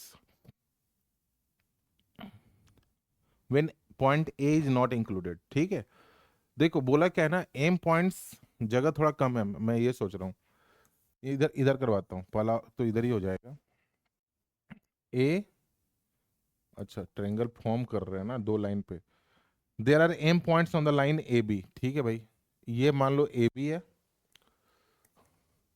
और इसके ऊपर और एक और पॉइंट ए सी है, मान लेते हैं ये ए सी है, राइट। तो एम पॉइंट्स किसके ऊपर है, ट्रायंगल, एम पॉइंट्स है हमारा, M points on A B, तो मान लो इसके ऊपर एम पॉइंट्स है 3 4 5 ऐसे करके एम पॉइंट्स है, और इसके ऊपर कितने पॉइंट है, एन पॉइंट्स है, ठीक है। अब देखो ट्रायंगल फॉर्म करने हैं अपने को, ट्रायंगल कैसे फॉर्म करोगे, एक चीज बता, क्या ए बी के ऊपर ही तीनों पॉइंट सेलेक्ट कर लेंगे हो जाएगा काम, नहीं बनेगा ना, कोलिनियर हो जाएगा, ट्रायंगल फॉर्म होगा नहीं। यानी सर ये ट्रायंगल फॉर्म होगा इस तरीके से कि मेरे को 3 पॉइंट सेलेक्ट करना है, लेकिन ये ध्यान रखते हुए कि एक पर से 3 के तीनों पॉइंट नहीं उठाने, सही है। तो अपन बोलते हैं एक काम कर, ए को तो इंक्लूड किया नहीं है इसने अभी, यानी अगर ए इंक्लूड हो जाता तो m+1 पॉइंट हो जाता, और इधर भी n+1 पॉइंट हो जाता, क्योंकि ए तो दोनों के पास है। तो ए को इंक्लूड नहीं है, तो सिंपल केस है ये, तो एक काम करते हैं, तुम लोग क्या करना है सर, देख एक काम कर, एम पॉइंट में से 2 पॉइंट सिलेक्ट कर ले ए बी से, क्योंकि तीनों तो तुम सिलेक्ट कर नहीं सकते, और फिर एक पॉइंट सिलेक्ट कर ले ए सी से। बोलोगे सर लेकिन इधर से भी तो 2 सिलेक्ट, हाँ कर सकते हैं, या एन में से 2 पॉइंट सिलेक्ट कर ले ए सी से, फिर एम में से एक पॉइंट सेलेक्ट कर ले ए बी से। तो पहले का तो ये आ गया, पहले का तो आंसर, मेरे पास जगह कम है इसका बेटा, मैं इधर नहीं लिखना चाह रहा क्योंकि दूसरा वाला थोड़ा डिटेल में है। बात समझ में आई? चलो तो इसका आंसर क्या आ रहा है, इसका आंसर आ रहा है M into M minus one upon two N C one, मतलब एन, फिर N into N minus one upon two into M. अब ध्यान से देखो, साफ दिख रहा है एम एन दोनों में है, तो M N by two common ले लिया, तो इधर बचा एम एन बाई टू, तो इधर बचा M minus N plus N minus one. ठीक है, तो इस पहले केस का आंसर आया M N by two M plus N minus two. पहले केस का तो ये आंसर है, क्योंकि आपसे क्या पूछा है, the ratio of the number, तो पहले केस का तो आंसर ये 1/2 पूछा है। अभी दूसरा निकालने वाले हैं। अब दूसरा केस देखो, दूसरा केस क्या है, मैं इक्वेशन लिख देता हूँ, उम्मीद है सॉल्व तो कर ही लोगे। When point A may be included, अब देखो दूसरा केस क्या हो रहा है, बोला है कि ए यहां पर मान लो बी है, और ये ए और ये सी है, इसके ऊपर कितने पॉइंट है, एम पॉइंट है, और इसके ऊपर एन पॉइंट है, लेकिन अब इसको इंक्लूड करना है, इसको इंक्लूड करना है। बात समझ में आ रही नहीं आ रही है, मे बी इंक्लूडेड, बात समझ में आई? तो यहां पर कैसे करोगे, ध्यान से देख। अब हम लोग क्या कर रहे हैं, दूसरा तरीके से सोच रहे हैं, टोटल पॉइंट कितने हैं हमारे पास, टोटल सर एम तो ए बी के ऊपर है, एन ए सी के ऊपर है, और आपने ए को इंक्लूड भी करवा दिया है, तो टोटल पॉइंट कौन से हैं, टोटल पॉइंट है M plus N plus one, उसमें से कोई भी 3 पॉइंट सिलेक्ट कर लो सर। अरे सर ये तो ब्लंडर हो गया, 3 पॉइंट अगर एक ही लाइन पे हो गया तो हम लोग अभी माइनस कर रहे हैं ना इसको, तो माइनस कैसे करेंगे, हम बोलेंगे देख इस लाइन पर से इंक्लूडिंग ए, इस लाइन पर से इंक्लूडिंग ए, एम तो था और ए को इंक्लूड किया, इसमें से 3 मत करना सिलेक्ट, इसमें से 3 को, ये वाला केस बाहर कर दो। हम बोले ठीक है, अगर सर इधर हो गया तो हम बोले हाँ ये भी केस बाहर कर दो। एन पॉइंट तो एसी के ऊपर था और इंक्लूडिंग ए, इसमें से भी 3 पॉइंट बाहर कर दो। लॉजिक समझ में आई है, कैसे लिखें ये, पहले टोटल में से 3 पॉइंट सेलेक्ट किया, इसमें से वो भी केस है जिसमें ए बी के ऊपर 3 पॉइंट है और ए सी के ऊपर 3 पॉइंट है। बात समझ में आई? तो अब इसमें से वो केस हटाया, क्योंकि ट्रेंगल बनाना है, ट्रेंगल में आप एक लाइन के ऊपर तीनों पॉइंट नहीं ले सकते, अगर एक लाइन के ऊपर तीनों पॉइंट ले लिया तो फिर वो ट्रेंगल बनेगा ही नहीं, वो तो बेटा कोलिनियर हो जाएगा। तो वो वाला केस हटा रहा हूँ, पहले तो वो वाला 3 सेलेक्ट कर लिया, पता नहीं कौन सा हुआ, उसमें इंक्लूडिंग ये भी है, तो मैंने बोला देख एम प्लस वन, इसमें से 3, इस लाइन के ऊपर वाला वो 3 केस बाहर कर, फिर इन तीनों में से एन प्लस वन, इसमें से ये 3 बाहर कर। अब जो बनेगा उसको, अब यहां पर क्या बनेगा, इसका आंसर क्या होगा, M plus N plus one, फिर एम प्लस एन, फिर M plus N minus one, 3 लगातार ऐसे, और अपॉन 6 माइनस, इसका क्या बनेगा, थोड़ा सा जगह कम है बस, एम प्लस वन, फिर एम और अगला एम माइनस वन अपॉन 6, फिर थोड़ा सा लेंदी है लेकिन कर लोगे, अब N plus one into N upon N minus one upon 6। सही है, यहां तक समझ में आया? अब देखो क्या करना, एक और करवा देता हूं ऐसे, देख m प्लस एन को ना मल्टीप्लाई दो, तो यहाँ पर m प्लस एन का होल स्क्वायर हो जाएगा, माइनस m प्लस एन हो जाएगा, बोलो सही है ना? फिर इसके साथ मल्टीप्लाई करते हैं, आ रहे समझ में? तो थोड़ा सा इसको सॉल्व करना, नहीं बनेगा अपन क्लास में दोबारा ले लेंगे, इक्वेशन तो यही है ना, ये इधर देखिए, m plus one M minus one, M square minus M, और एम को मल्टीप्लाई करेंगे तो एम क्यूब वाला फैक्टर आएगा, 6 तो सबके पास है ना, उसको बाहर निकाल के रखो, ऊपर में कुछ कैंसिल उनसिल होके कुछ ऐसी ही फोटो बनेगी अच्छी सी, कुछ ऐसी ही फोटो बनेगी अच्छी सी। बात समझ में आ रही नहीं आ रहा, जगह है हमारे पास? नहीं बेटा, लगातार क्वेश्चन ही लिख लिया है मैंने, ये गलती हो गई हमसे। खैर बात समझ में आई ना, कर लोगे, कर लेना, नहीं होगा दोबारा पूछ लेंगे, है ना? बात समझ में आई? एक स्टेप मैं लिखने की कोशिश कर रहा हूँ, एक स्टेप करवाता हूँ, कैसे भी करके देख, इधर लिखता हूँ, खैर दिखाई दे रहा होगा, इधर लिखते हैं, इधर देख, ये स्टेप, अगला स्टेप ना दिखाई दे रहा है, ये वाला देखना यहाँ पे, एम, हाँ दिख रहा है, m प्लस n प्लस 1/6 को बार बुला लिया हूं। यहां पर क्या बचा देख, m प्लस n का whole square minus m plus n। देख यहाँ भाई एम क्यू का फैक्टर आ रहा है ना, फिर ये माइनस है, minus M square minus 1 × m। यहाँ पर भी देखो एम क्यू का फैक्टर है, यहाँ पर n स्क्वायर माइनस 1 × n, यहाँ भी एम क्यू का फैक्टर है। तो एम क्यू वाले एक तरफ है ना, इस तरीके से करना, आंसर आएगा ये 1/6 कॉमन लेके। बात समझ में आई? मेरे को ऑप्शन नहीं पता कौन सा ही है, लेकिन आंसर अच्छा आएगा। ठीक है, मैंने तो इक्वेशन फॉर्म समझ में आ गया क्या हुआ है, इंक्लूडिंग ए एक्सक्लूडिंग ए ऐसे करके। ठीक है, आगे चले। चलो, नहीं होगा मेरे से दोबारा पूछ लो, ऐसी कोई बात नहीं। चलिए, यहां पर देखो, एन इलेक्शन अ वोटर में vote for any number of candidate, कितने भी नंबर ऑफ कैंडिडेट को दे सकता है। ठीक है भाई, but not greater than the number to be elected, लेकिन उससे ज्यादा नहीं जितने इलेक्टेड होने हैं। ठीक है, समझना, कंफ्यूज करने के लिए क्या पता क्या कहानी बना रहे हैं लोग।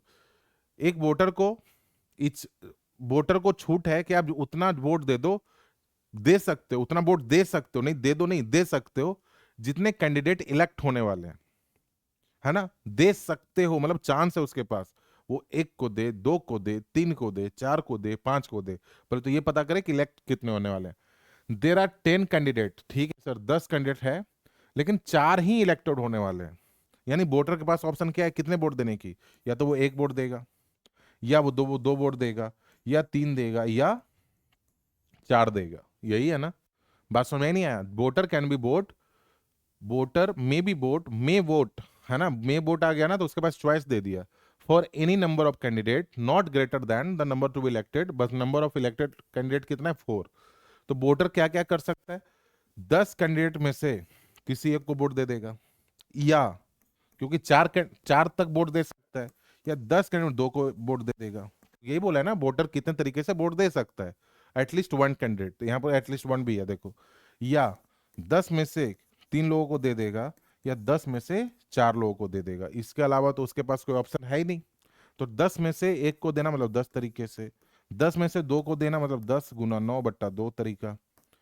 यहाँ पे 10 9 8 और 3 फैक्टर में 3 2 जा 6, और यहाँ पर 10 9 8 और 7 मतलब 4 फैक्टोरियल 4 3 2। ऐसा समझ में नहीं आया?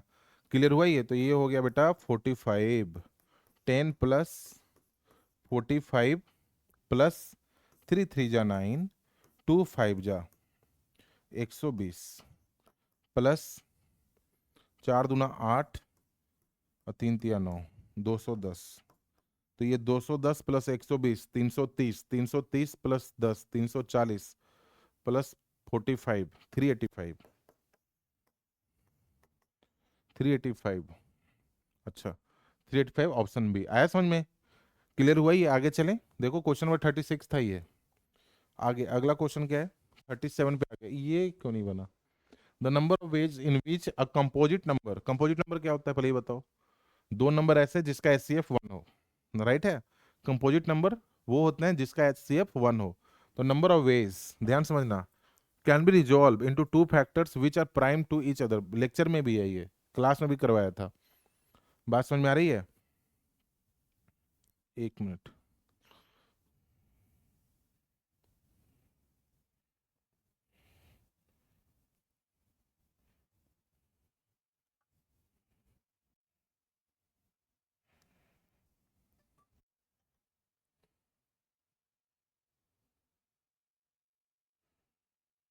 हाँ ठीक है। चलो देखो, the number of ways in which a composite number मतलब दो नंबर का जिसका एचसीएफ 1 हो, राइट। तो ध्यान से देख, एचसीएफ 1 कैसे होगा। अब देख, हो क्या रहा है ना, कोई नंबर है n, ध्यान से देखना, 2 का स्क्वायर, 3 का स्क्वायर, 5 का स्क्वायर और 7 का स्क्वायर, है ना। ये ऐसा कोई नंबर है, ठीक है। इसको दो फैक्टर में ही बदलना है, मतलब दो फैक्टर मतलब n को ना, जो नंबर है ना, इसको दो टुकड़ों में बदलना है, ये और ये ऐसे, ताकि दोनों का मल्टीपल n ही हो। n के दो टुकड़े करने हैं, लेकिन ध्यान क्या रखना है, दोनों का मल्टीपल n ही हो। बात समझ में आ रही है? n के दो टुकड़े करने, लेकिन ध्यान क्या रखना है, दोनों का मल्टीपल n हो, दो फैक्टर में बदलना है। अब ध्यान से दे, और कंपोजिट भी होना चाहिए, दोनों फैक्टर आपस में कंपोजिट यानी रिजॉल्व इनटू टू फैक्टर्स। अब ध्यान से देख, मेरे पास टू कितना है, दो है। अगर मैं इधर एक टू ले लूं और गलती से एक टू इधर दे दिया और बाकी बोला इधर थ्री का स्क्वायर है, इधर फाइव का स्क्वायर है और इधर सेवन का स्क्वायर है, तो कॉमन क्या है ऐसे, मतलब highest common factor, highest common क्या है, टू। तो बेटा इसका एचसीएफ तो टू आ गया, मतलब ये तो कंपोजिट बना ही नहीं। अच्छा, अगर मैं इधर सारा का सारा टू डाल दूं और इधर थ्री डाल दिया, बात समझे, सारा का सारा, और इधर फाइव का स्क्वायर और सेवन का स्क्वायर डाल दिया, अब इसमें कोई भी कॉमन नहीं है ना, मतलब इसका एचसीएफ तो वन होगा। ये बात समझ में आ रही है? मतलब अगर कंपोजिट बनाना है ना सर, तो ये पूरा ग्रुप, इसको एक ग्रुप मान लो और इसको एक ही डब्बे में डालोगे। अगर ये दो बार टू है, अगर एक भी इधर छिटका दिए तो इसका एचसीएफ टू में चला जाएगा। बात समझ में आई? तो मेरे पास दो ऑप्शन है, अब ध्यान समझना, समझना ये है कि मेरे पास दो ऑप्शन है। मेरे पास दो ऑप्शन क्या क्या है यार, हर डब्बे को ना, ये एक ग्रुप हो गया, इसको हम डिस्ट्रीब्यूट नहीं कर सकते। इस डब्बे को ऐसा नहीं एक टू इधर एक टू उधर, वो कर दिया तो यार कॉमन दो हो जाएगा, एचसीएफ टू हो जाएगा, तो को प्राइम कहां से, कंपोजिट कहां से बन जाएगा? बात समझ में आ रही है? यानी मेरे पास क्या ऑप्शन है, हर डब्बे के पास दो ऑप्शन है, हर ग्रुप के पास दो ऑप्शन है। इस पूरा ग्रुप या तो इधर जाएगा या उधर जाएगा, मतलब इसके पास दो ऑप्शन है, इधर जाओ या उधर जाओ। ऐसे ही इस ग्रुप के पास भी दो ऑप्शन है, इस ग्रुप के तीसरे के पास दो ऑप्शन है, इधर या उधर, हर ग्रुप के पास दो ऑप्शन है, कौन से डब्बे में बैठना है, क्योंकि कॉमन तो होने नहीं देना है मैंने। बात समझ में आ रही है नहीं आ रही है? यहां तक समझ में आया? अब टोटल देखने से लग रहा है 16, लेकिन एक तरीका ये सोचो कि जब तुमने बैठाना शुरू किया था तो एक केस ये भी तो लिया था ना, टू का स्क्वायर इधर और थ्री का स्क्वायर इधर। मान लेते हैं हर ग्रुप के पास दो ऑप्शन है ना बेटा, इसको, इस लॉजिक को समझना, हर ग्रुप के पास दो ऑप्शन है। तुमने टू का स्क्वायर को इधर बैठाया, हो सकता है कहीं पे टू का स्क्वायर इधर बैठ गया हो, तो उस समय क्या करोगे, क्योंकि ऑप्शन तो उसके पास था, वो ऐसा थोड़ी बात है इधर ही बैठाना है कि तुम इधर बैठा के बैठ गए। टू का स्क्वायर या तो इधर बैठेगा सर या इधर बैठेगा, मतलब हर के पास दो ऑप्शन है, इधर या इधर। वैसे ही मान लीजिए इधर थ्री का स्क्वायर आया था, तो हो सकता है थ्री का स्क्वायर इधर भी तो बैठ सकता था। अगर इधर फाइव का स्क्वायर और सेवन का स्क्वायर है तो इधर फाइव का स्क्वायर, मतलब ये दोनों तो एक ही चीज हो गई ना, है तो वही दो वही दो नंबर है ना, दो फैक्टर्स ही है ना।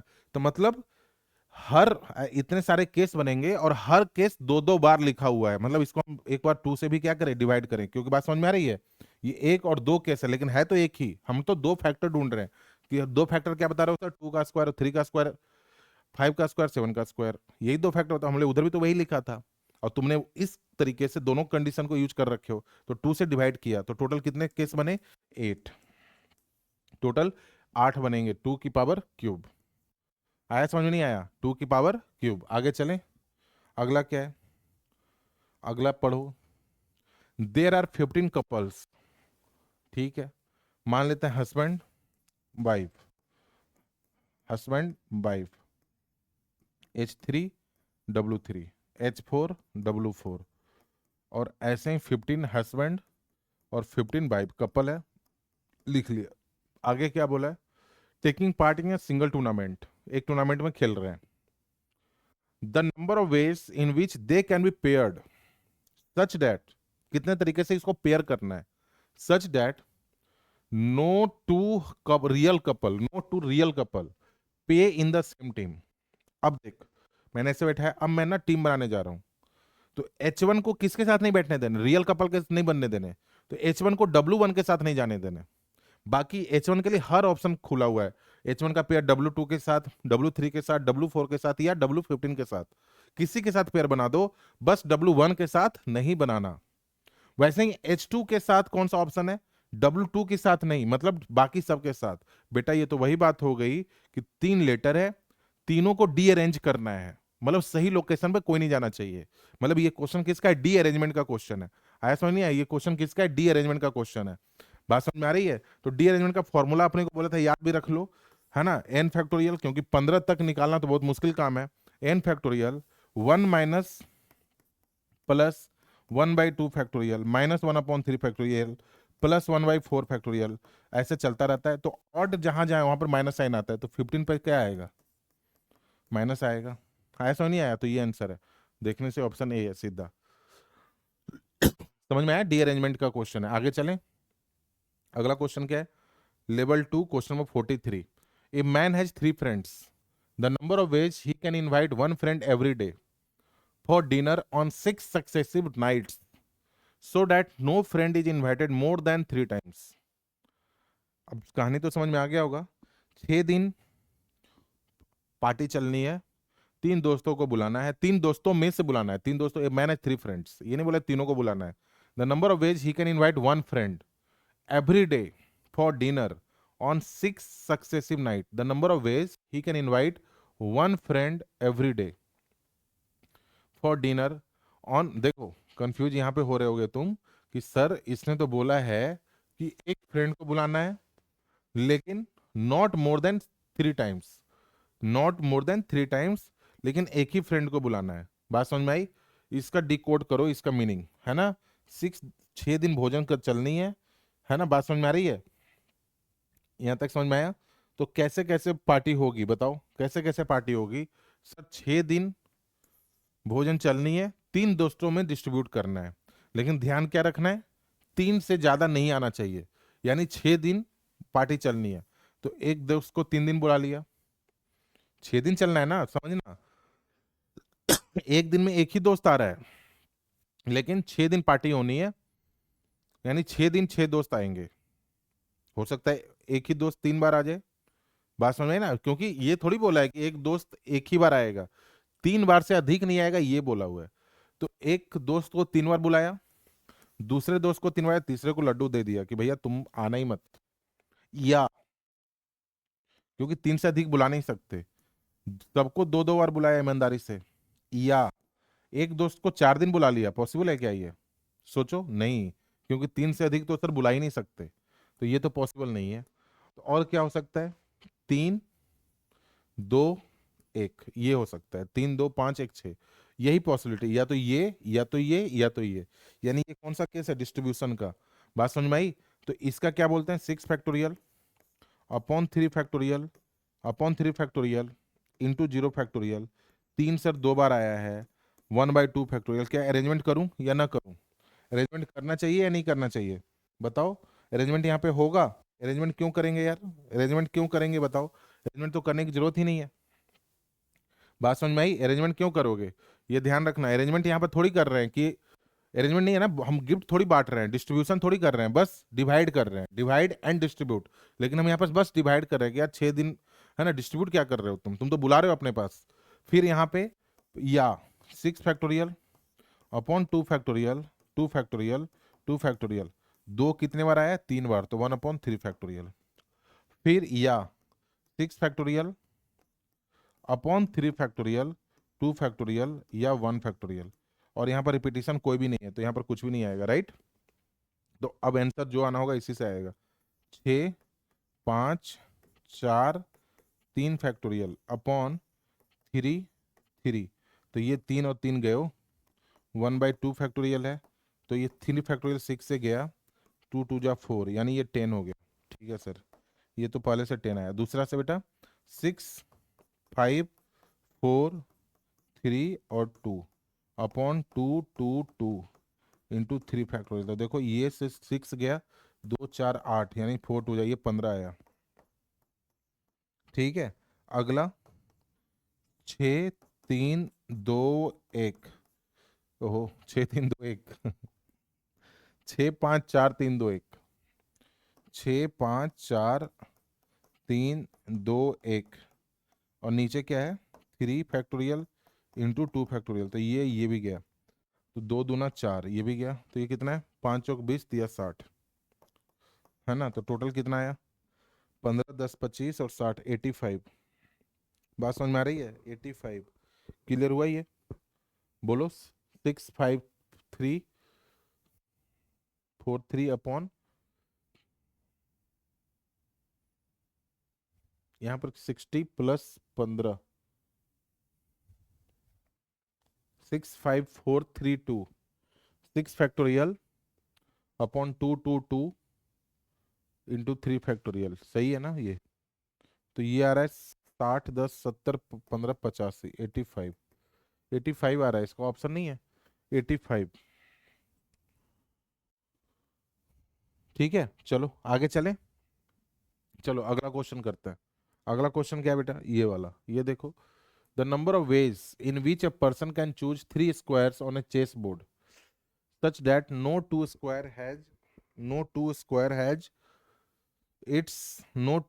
has its two sides common to other two square is equal to, okay। Question को थोड़ा पढ़ो एक बार, है ना, ये क्वेश्चन हमने चेस बोर्ड का करवाया नहीं था क्लास में, यहाँ पर समझा रहा हूँ अच्छे से।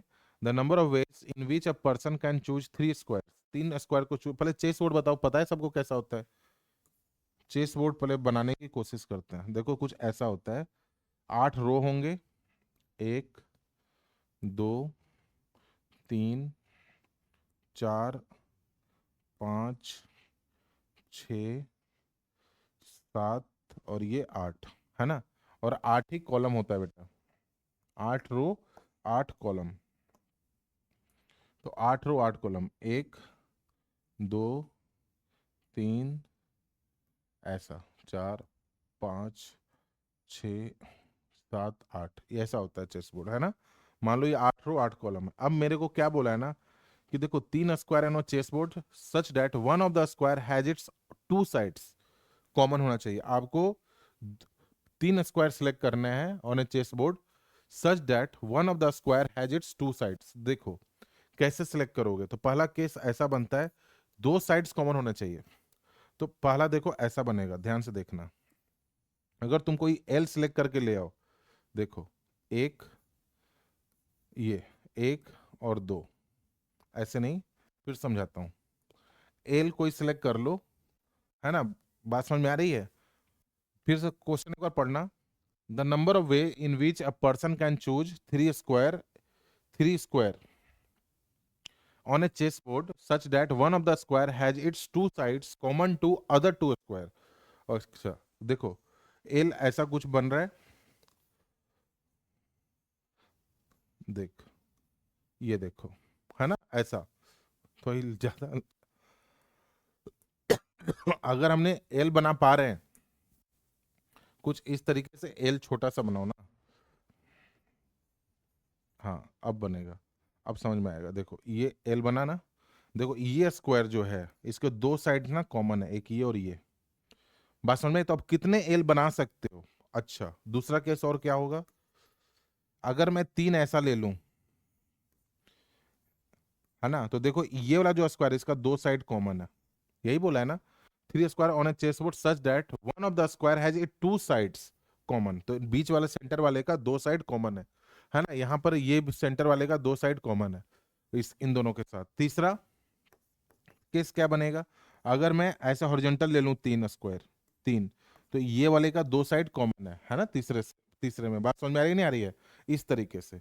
तो पहला एल टोटल कितना बनेगा, एल टोटल कितना बनेगा, तो ऐसे सोचो मैं एल ना ढूंढ के मैं स्क्वायर ढूंढता हूं, क्योंकि एल ही तो ढूंढना है, तो अपन स्क्वायर ढूंढते हैं। ध्यान से देखना पहले केस को गौर से देखना, अगर अपन मान लो इसको सिलेक्ट करते हैं, एल ही तो ढूंढना है, आप जितने तरीके से एल ढूंढ सकते हो, है ना, तो मान लो ये ढूंढते हैं, तो टोटल मान लो 1, 2, 3, 4, तो एल कितने तरीके से बनेंगे, या तो सर अगर 1, 2, 3 ले लिया तो एक तरीका ये वाला एल है 1, 2, 3, या 2, 3, 4 में भी एल दिखाई दे रहा है 2, 3, 4, या 3, 4, 1 में भी एल आपको दिखाई देगा, हम लोग हाँ, है ना, 3, 4, 1 भी तो एल ही है, और एक 4, 1, 2 भी एल दिखाई दे रहा है, बोलो सही है क्या। तो ये 4 तरीके से अगर मैं एक स्क्वायर ले लूं ना, तो एक स्क्वायर के अंदर 4 एल फॉर्म हो रहा है, बात समझ में आई। अब है कि स्क्वायर कितने ले सकते हो, तो देखो अब स्क्वायर सोचना, स्क्वायर कैसे कैसे लेंगे, है ना, स्क्वायर देखो गौर से, पहला स्क्वायर कौन कौन लेना है, स्क्वायर ले रहे हैं, देख, एक तो ये स्क्वायर ले लिया, अब ये लिया, ध्यान से देख, एक ये वाला, 2 हो गया ना, फिर 3, ये वाला 3, फिर 4, हो क्या रहा है, हम एक एक छोड़ छोड़ के ऊपर जा रहे हैं, फिर 5, फिर 6 और फिर 7, यानी कॉलम में तो 7 स्क्वायर ले सकते हैं। ऐसे ही अगर क्योंकि 8 बाई 8 है, अगर तुम कॉलम में 7 ले सकते हो तो फिर बोल रहा हूं, अगर कॉलम में तुम 7 ले सकते हो तो रो में भी तो 7 ले सकते हो, और हर एक स्क्वायर में 4 एल बन रहे हैं। बात समझ में आई है कैसे, बात समझ में आई, आ रहा है समझ में, स्क्वायर ले रहे हैं, स्क्वायर है ना, तो ये वाला स्क्वायर, ये वाला, बात समझ में आई? ABCD ऐसे सोच लीजिए, है ना। तो ये 4 स्क्वायर, फिर बस एक रो छोड़ा, ऊपर शिफ्ट हो गए। तो टोटल अगर 8 था तो एक एक छोड़ के ऊपर जा रहे हैं ना, तो 7 कॉलम में और 7 रो में। तो 7 × 7, और हर एक स्क्वायर के अंदर 4 केसेस एल वाले हैं। तो टोटल नंबर ऑफ केसेस कितने बने? 7 × 7 × 4 कितना बनेगा? 7×7 = 49, 9×4 = 36। बात समझ में आई? कितना बनेगा? 1×7 = 49, हाँ 196। यहां तक सही है। अब इधर देखो, इधर वाला ध्यान से देखना। हमारे को अब तो सिंपल एक हॉरिजॉन्टल बनाना है, तो इधर इधर समझना। हमने एक ये वाला लिया, ध्यान से देख, बल है ना, एक, फिर एक छोड़ छोड़ के चलो, 2, फिर 3, फिर 4, मतलब एक एक छोड़ के चल रहे हैं। तो इधर कितना बनेगा बेटा? इधर टोटल कितना बनेगा? एक, है ना, 3 लेना है ना, एक, फिर 2, 3 3 का सोचिए, ध्यान से देख। मैं उम्मीद है समझ में आ रहा होगा। 3 इसमें से चलो उठाते हैं, 1 1 2 3, ये उठाया। चलो अब 1 2 3, ये तीनों उठाया। फिर 1 2 3, अब ये उठाया। ठीक है ना। टोटल कितने बन रहे हैं ऐसे सोचो। तो बनेंगे सर 1 2 3 4, ऐसे सोचो ना, टोटल कितने बनेंगे, है ना। कॉलम में ऊपर जब जाओगे तो टोटल कितने बनेंगे? क्योंकि तुम क्या कर रहे हो कि दो दो को लॉकिंग पहले कर रखे हो। फिर से समझना, फिर समझा रहा हूँ, ये चीज समझ में आना चाहिए। मिटाने जाए, ओए होए होए होए। चलो कोई बात नहीं, इधर समझाते हैं तुम्हारे को, इधर समझाते हैं, कोई बात नहीं, फिर से बनाता हूँ। यहाँ तक समझ में आ गया होगा। ये तो एल वाला तो समझ में आ गया ना, क्योंकि एक ही डायग्राम के अंदर बनाना है, इसका कंफ्यूजन हो रहा होगा। ध्यान से देखो, 8×8 है ना। 1 2 3 4 5 6 7 और 8। ठीक है, पहले वर्टिकल, वैसा ही हॉरिजॉन्टल भी बनेगा, है ना, सेमी बनेगा सारा कुछ। इसी को ऐसा नक्शा देख लेना। तो ध्यान से देख, अगर इसमें मैं देखूं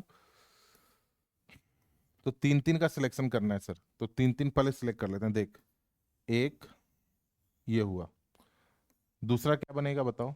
दूसरा, दूसरे कलर से देखते हैं, है ना। दूसरा क्या बनेगा? ये वाला। 3 हो गया ना, 2, फिर 3, फिर 4, फिर 5, फिर 6, ये वाला लास्ट ग्रीन वाला जो है 6, यानी 6 ही तो बनेगा सर। तो 6 इधर, बात समझ में आई? 6, और ये टोटल कितने रो थे? 8, तो 6 × 8, तो इसका 48। वैसे ही 6 रो और इधर 8 ऊपर, तो 6 × 8 48। टोटल इतने सारे आपके स्क्वायर बनेंगे जिसके दो साइड्स कॉमन होंगे। तो टोटल आंसर कितना आया? 48 48 96, 196 प्लस 96, 292, 292, ये आंसर आएगा। आया समझ नहीं आया? आगे चलें? चलो आगे चलें क्या? चलो आगे चलते हैं। देखो अब अगला क्वेश्चन कौन सा है? अब जेई का क्वेश्चन है, ध्यान से अब समझना सारे, है ना। अब अपन जल्दी से क्लोज करते हैं लेक्चर। देखो, इफ द नंबर, ये तो क्लास में करवाया था, if the number 5 digit number with distinct digit and 2 at the 10th place. 5 digit number है, 1 2 3 4 5, 5 डिजिट नंबर है ना। और 2 कहाँ पे? 10th प्लेस पे, तो यहाँ पे 2 तो लॉक कर दिया। अब 5 डिजिट का नंबर है, बताओ यहाँ पे कौन कौन आएगा? डिस्टिंक्ट है तो 2 भी नहीं आएगा, 0 भी नहीं आएगा, तो 10 डिजिट में से 2 हट गए, तो 8। मान लो यहाँ पर 1 आया, अब यहाँ पर 1 नहीं आएगा, 2 नहीं आएगा। मान लो यहाँ पर 0 आया, तो यहाँ पर भी 8 आ रहा है, समझ में? इस तरीके से, ठीक है। फिर अगला, यहाँ पर मान लो 0 आ गया, तो अब यहाँ पर कौन नहीं आएगा? 1 नहीं आएगा, 2 नहीं आएगा, 0 भी नहीं आएगा। तो इसको भरने के 7 तरीके। 10 डिजिट होता है ना, टोटल 10 डिजिट होते हैं, उसमें से 3 तो हमने बाहर कर दिया, राइट। तो 3 तो यहाँ पर मान लो 1 2 आ गया, 3 आ गया। अब यहाँ पर तो एक ही तरीका है। अब बच गया कितने? कितने बच गए? यहाँ पर 6 बच गया, है कि नहीं। 8 × 8 × 7 × 1 × 6, तो टोटल नंबर ऑफ डिजिट कितने बनेंगे? 8 × 8 × 7 × 1 × 6। और ये किसके बराबर है? 336 × k है। बात समझ में आई? 336 × k है, तो k की वैल्यू पूछा है, तो ये तो आसानी था। k की वैल्यू क्या आएगी बताओ? 8 8 7 6 336। इसको कैंसिल वंसल करो, के की वैल्यू जो आनी होगी आ जाएगी। 6 × 5 = 30, हाँ 6 × 5 = 30, फिर 6 × 6 = 36, 8 × 7 = 56, फिर 7 से 7 गया तो आंसर तो 8 आ रहा है। आंसर 8 आ रहा है तो के की वैल्यू 8 आएगी। जेई का है क्वेश्चन 2020 का। चलो अगला क्वेश्चन, अगला क्वेश्चन कौन सा है ये देखो। The sum of all the 4 digit distinct number, ये भी यार सीधा फॉर्मूला है इसके अंदर। इसका फॉर्मूला क्या था बताओ? n फैक्टोरियल है ना, सॉरी n नहीं, n-1 फैक्टोरियल, n-1 फैक्टोरियल इसका फॉर्मूला करवाया हुआ है लास्ट लेक्चर। n-1 फैक्टोरियल, फिर सम ऑफ द नंबर, यही है ना, फिर जितना नंबर है उतने बार 1। तो यहाँ पर कितना नंबर है? 1 2 3 4, 4 है तो 4 बार 1। लेकिन एक चीज यहाँ पर गौर क्या किया, 2 बार 2 है तो इसको 2 से डिवाइड कर लो, तो क्या होगा 4 - 1 factorial upon 2 into sum of the number. Number total कितने हैं?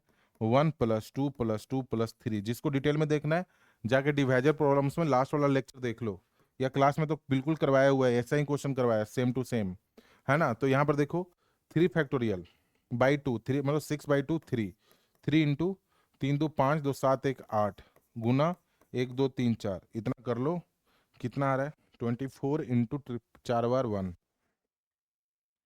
24 into 1 2 3 4, 2664, 2664,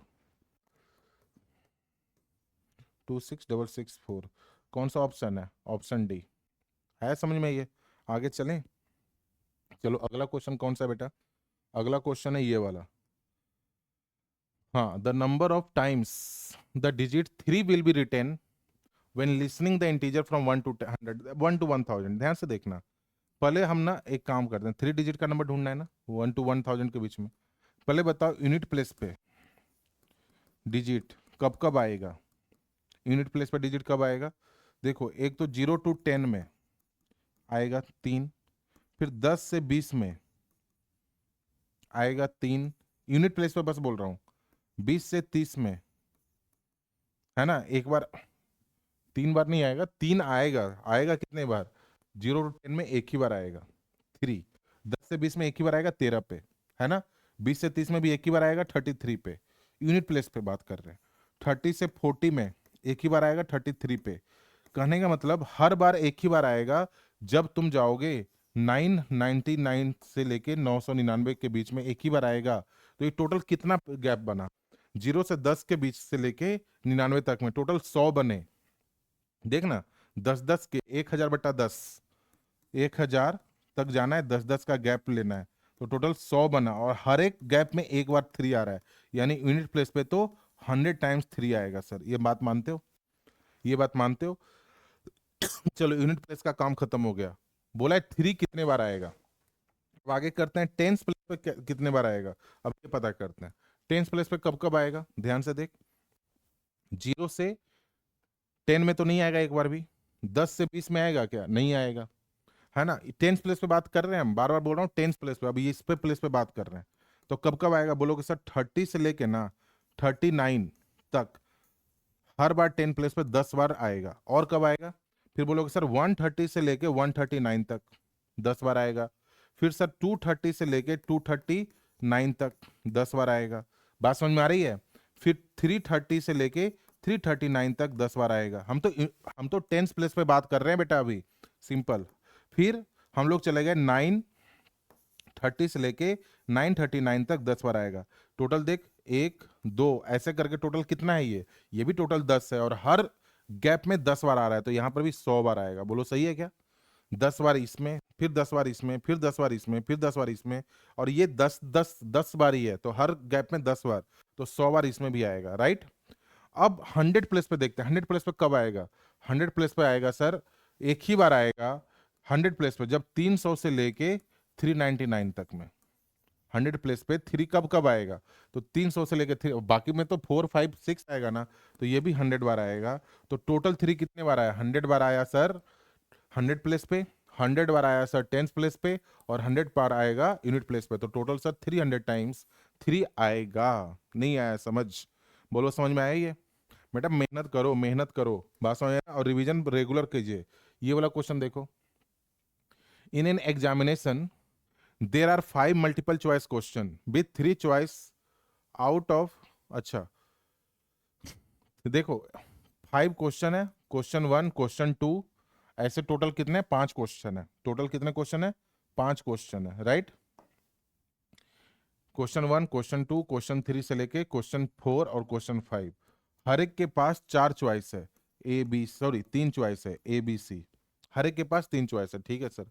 out of which exactly 1 is correct, out of which exactly 1 is correct, मतलब मोर देन 1 करेक्ट वाला ऑप्शन नहीं है, एक ही करेक्ट है, राइट है। Out of which exactly 1 is correct, there are 3 marks for each correct answer. देखो correct के लिए कितना मिल रहा है, 3 मार्क्स, रॉन्ग के लिए कितना मिल रहा है, -2, ठीक है, और अन अटेम्प्ट के लिए कितना मिल रहा है, 0, ठीक है भाई। Then the number of ways of students appearing in the examination get 5 marks, okay 5 marks उसके आने चाहिए, और क्वेश्चन भी 5 है, मतलब कोई बच्चा या तो करेक्ट करे या रॉन्ग करे या अन अटेम्प्ट करे, टोटल मिला के 5 क्वेश्चन है। ये तो 5 क्वेश्चन है, ध्यान से रखना, ये 5 क्वेश्चन की बात हो रही है, बात समझ में आई, ठीक है। तीनों मिला के 5 क्वेश्चन है। अब मार्क्स की बात करते हैं, उसके मार्क्स कितने आए हैं, 5। कैसे कैसे आएंगे, अगर मान लो एक करेक्ट किया हुआ है तो 3 मार्क्स करेक्ट के मिल गए, 2 करेक्ट किया है तो 3 इंटू 2 मिल गया, बात समझ में नहीं आया। तो अगर C number of question correct है, मैं फिर से बोल रहा हूँ, 3 C number of question are correct, then total marks will be provided 3 into C. If W number of question are wrong, then total marks will be provided -2W, -2 into W, तो ये हो गया -2 into W, and 0 into U, marks be provided, और total marks कितना मिला, 5। ये marks है बेटा, वो क्वेश्चन था, देख रहे हो, कंफ्यूज करने के लिए दोनों को 5 कर रखा है, लेकिन हम कंफ्यूज नहीं हो रहे हैं, सही है। यानी यहां से क्या पता चला कि 3C -2W इक्वल टू 5 है, ठीक है भाई, है ना, क्योंकि 0 इंटू ई तो 0 हो गया। अब क्या बोला है, कितने तरीके से दे सकता है, सी और डब्ल्यू क्या है, सी और डब्ल्यू, सी और डब्ल्यू क्या हो सकता है, सी और डब्ल्यू हो सकता है ज्यादा से ज्यादा, सी और डब्ल्यू क्या हो सकता है, जो भी नंबर होगा सर, या तो 0 और 5 के बीच का ही होगा, ये बात मानते हो ना, और इंटीजर होंगे। अब कंडीशन बना लेते हैं अपन, ध्यान से देख, यहाँ पर सी है, यहाँ पे डब्ल्यू है ना, यहाँ पर सी है, यहाँ पे डब्ल्यू है। अगर सी मान लो करेक्ट ही 0 हो गया तो रॉन्ग कितने होंगे, करेक्ट 0 हो गया तो रॉन्ग कितना होगा, माइनस, वो पॉसिबल ही नहीं है, क्योंकि डब्ल्यू तो नेचुरल नंबर होना चाहिए 1 2 3 4 5 में से। अगर करेक्ट 1 हो गया तो 3C करेक्ट हो गया, करेक्ट 1 हो गया तो डब्ल्यू कितना होगा, मतलब रॉन्ग कितने हुए होंगे, तो इधर आके 5 - 3 2 अपॉन -2, ये भी नहीं होगा, -1 आ रहा है ना, इसको सॉल्व करना पड़ेगा ऐसे, 3C equal to 2W, 3C equal to ऐसे लिख लो, 3C equal to 5 + 2W, W उल्टा सोच लो, है ना, उल्टा सोच लो, ज्यादा अच्छा रहेगा, क्योंकि 5 से ऊपर जा नहीं सकते, ठीक है, 5 से ऊपर जा नहीं सकते, और अच्छा रहेगा ये। अगर W ही 0 है, रॉन्ग एक भी नहीं हुआ, तो करेक्ट कितना हुआ, 5/3, 5/3 कैसे हो जाएगा करेक्ट यार, है ना, 5/3 तो हो ही नहीं सकता ना, या तो एक करेक्ट होगा, या 2 होगा, या 3 होगा, या 4 होगा, 5 होगा, खैर ये ऑप्शन नहीं होगा। अगर एक रॉन्ग हो गया, तो एक रॉन्ग हुआ तो 7/3, ये भी पॉसिबल नहीं है। अगर 2 रॉन्ग हो गया तो 5 + 4 9/3, हाँ ये सही है ना। अगर 2 रॉन्ग हो गया तो 5 + 4 9, और C इक्वल टू हो जाएगा 9/3 3, ये सही है ना, या तो 3 करेक्ट हो जाए, 2 रॉन्ग हो जाए, 5 नंबर उसके आ जाएंगे। अगर 3 रॉन्ग हो गया तो 3 दूना 6 + 5, ये भी नहीं होगा, क्योंकि इंटीजर नहीं बना। अगर 4 रॉन्ग हो गया तो 4 दूना 8 5 13, ये भी नहीं होगा, 13/3 कैसे होगा। अगर 5 के 5 रॉन्ग हो गए तो 5 के 5 सही हो गए होंगे फिर, और ये भी पॉसिबल नहीं, टोटल 5 ही क्वेश्चन है, टोटल 10 क्वेश्चन कैसे कर लेगा कोई, बात समझ में आ रही नहीं आ रही है, लॉजिक समझ में आया मैं क्या बोल रहा हूँ। अगर 5 रॉन्ग हो गए तो उसको 5 नंबर लाने के लिए 5 करेक्ट भी तो करने पड़ेंगे ना, 5 रॉन्ग हो गए तो 5 × 2 = 10 + 5 15, अपॉन 3, 5 करेक्ट। तो टोटल क्वेश्चन उसने 5 रॉन्ग और 5 करेक्ट, मतलब टोटल 10 क्वेश्चन अटेम्प्ट कर दिया आउट ऑफ 10, आउट ऑफ 5। ये कैसे पॉसिबल है? 5 में से 10 क्वेश्चन कैसे कर दोगे? तो ये गलत हो गया। तो हमारे पास अब 6 तो होगा नहीं, क्योंकि आगे तो सिचुएशन पॉसिबल ही नहीं है, क्योंकि क्वेश्चन ही 5 है। खैर, मेरे पास एक ही ऑप्शन है, 3 करेक्ट करने के और 2 रॉन्ग करने के। अब यहां पे ध्यान समझना कैसे होगा ये काम। पहला बंदा क्या करेगा, 5 में से 3 क्वेश्चन सिलेक्ट करेगा जो उसको करेक्ट करने हैं। 5 में से 3 क्वेश्चन हमने सिलेक्ट किया सर, जो करेक्ट करना है। मैं फिर से बोल रहा हूं, 5 में से 3 क्वेश्चन सिलेक्ट करो जो करेक्ट करना है। तो करेक्ट करने के एक ही तरीका होता है, समझो बात को। अगर मान लीजिए मेरे पास एक क्वेश्चन है जिसके 3 ऑप्शन है, ए बी सी। अगर आपको करेक्ट आंसर मालूम है तो आप तुक्का थोड़ी लगा रहे हो। जैसे आप इंस्टीट्यूट से घर जा रहे हो और आपको आंसर मालूम है, तो उसका एक ही तरीका है कि तुम घर ही पहुंचोगे। लेकिन अगर मान लीजिए आपको एक अननोन जगह पे छोड़ दिया गया है और 3 रास्ते हैं और आपको कुछ नहीं पता वो रास्ता कहां पे जा रहा है, तो फिर आपके पास कंफ्यूज होने के भी 3 तरीके हैं। बात समझ में आ रही नहीं आ रही है? लॉजिक समझ में आ रहा है? ये चीज को समझो। अगर हम करेक्ट करने जा रहे हैं तो मैं श्योर हूं कि ऑप्शन ए ही है, तभी हम करेक्ट कर रहे हैं। तो करेक्ट करने के एक ही तरीका है, 5 में से 3 सिलेक्ट किया और उसको करेक्ट मार्क कर दिया। अब बचे कितने क्वेश्चन? 2। 2 में से 2 को रॉन्ग करना है, तो 2 में से 2 को सिलेक्ट कर लिया। अब उसको रॉन्ग करना है, कैसे करोगे रॉन्ग? अब रॉन्ग किया हुआ है ना तुमने, करेक्ट को किया नहीं है। मान लेते हैं करेक्ट ऑप्शन ए है, तो पहले क्वेश्चन में रॉन्ग करने के कितने तरीके हैं? 2 तरीके हैं। यानी तुमने से 2 में से 2 सिलेक्ट किया। फिर से इधर लिख रहा हूं 5। समझ में आ रहा है? ये थोड़ा सा जगह चाहिए। आया समझ में? ये कैसे लिख रहे हैं? 5 में से तुमने 3 सिलेक्ट की करेक्ट करने के लिए, क्योंकि यही केस अवेलेबल है बस हमारे पास। 3 हमारे को सर, ये 5 क्वेश्चन आया, इसमें से 3 सर हमने ये चूज कर लिया सर, ये रहा करेक्शन वाले। 5 में से 3 ले लिया, उसको एक ही तरीके से हमने करेक्ट कर लिया। अब हमारे पास 2 क्वेश्चन और हैं, 2 को 2 सिलेक्ट कर लिया, लेकिन इसको करना क्या है? रॉन्ग करना है, क्योंकि तुमने 3 करेक्ट 2 रॉन्ग किया होगा। 2 में से 2 हमने रॉन्ग करनी है, राइट है? 2 में से जब 2 तुम रॉन्ग कर रहे हो बेटा, तो रॉन्ग करने के कितने तरीके हैं? ऑप्शन तो एक ही कोई करेक्ट होगा ना। तो बी, यानी या तो बी लगाया होगा या सी लगाया होगा। यानी हर एक क्वेश्चन को रॉन्ग करने के भी 2 तरीके हैं, या तो बी लगा के रॉन्ग करोगे या सी लगा के रॉन्ग करोगे, है ना? तो फाइनल आंसर ये आने वाला है, राइट? ऑप्शन नहीं है इसके अंदर। तो 5C3 मतलब 5, 5C2 मतलब 5/4/2, फिर 1/2। तो कितना हुआ? ऑप्शन नहीं है, 20। आंसर इसका 20 है। एक बार मिला लेना जरूर, है ना? ऐसे 20 आना चाहिए। ठीक है, आगे चलें, आगे चलें इसको। 5/4, हाँ, अपॉन 2। चलो आगे चलें अब। 5/4, 2 क्वेश्चन। ओके ओके, एक यहां पर लफड़ा क्या है? 2 में से 2 क्वेश्चन को सिलेक्ट किया, हर एक क्वेश्चन को 2 तरीके से, है ना? हमने तो एक ही क्वेश्चन को किया ना भी 2 तरीके से गलत, फिर दूसरे क्वेश्चन के भी 2 ऑप्शन है। टोटल यहाँ पर एक और 2 का फैक्टर आएगा। बात समझ में आई क्या बोल रहा हूँ? ये तुमने 5 में से 3 करेक्ट कर लिए, एक ही तरीका होता है करेक्ट करने का, जो ऑप्शन उसको लगा दिए। फिर हमने 2 क्वेश्चन सिलेक्ट कर लिया, 2 में से 2 को। अब पहला क्वेश्चन आया हमारे पास, ए ऑप्शन मान लो करेक्ट है ना? 3 में से ए ऑप्शन तो करेक्ट वाला है, इसको तो तुमने लगाया नहीं तो करेक्ट में चला जाना था। अब तेरे पास बी और सी है, दोनों रॉन्ग करने के। तो पहला क्वेश्चन आया रॉन्ग वाला, अब तुमने उसके लिए या तो बी लगाओगे या सी लगाओगे। तो पहले क्वेश्चन को रॉन्ग करने का 2 तरीका। फिर दूसरे क्वेश्चन उठाया, फिर उसके पास भी मौके हैं, या तो बी लगाओगे या सी लगाओगे, मतलब दूसरे क्वेश्चन को रॉन्ग करने का 2 तरीका। तो इसका आंसर आएगा 20/40। हाँ, ये सही है, ये बिल्कुल परफेक्ट है। आया समझ में? नहीं आया? आया। बस आगे चलें। अगला क्वेश्चन कौन सा है? लास्ट है क्या ये? हाँ यस, ये लास्ट क्वेश्चन है, ध्यान से देखो। अब ये कौन सा है? The total number of positive integral solution x/z equal to 24। ठीक है भाई, 3 नंबर का प्रोडक्ट हमारे को 24 चाहिए, ठीक है ना? तो 24 कैसे कैसे बनेगा बताओ?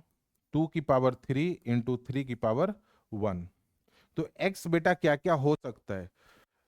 x क्या क्या हो सकता है? देखो, x की फोटो या तो सर 2⁻α1 इंटू 3⁻β1, ऐसी फोटो होगी। ध्यान समझना, बोला क्या है ना कि एक्स वाई जेड 3 नंबर है, तीनों का प्रोडक्ट 24 करना है कितने तरीके से तुम ये काम कर सकते हो, मतलब एक्स वाई जेड कितने पॉसिबल सॉल्यूशन मिल सकते हैं पॉजिटिव, जब तीनों का प्रोडक्ट 24 हो जाए। तो मैं सोच रहा हूँ एक्स क्या क्या हो सकता है। तो एक्स की फोटो ऐसी होगी कुछ, है ना, 2 की पावर 3 इंटू 3 की पावर, है ना, कितने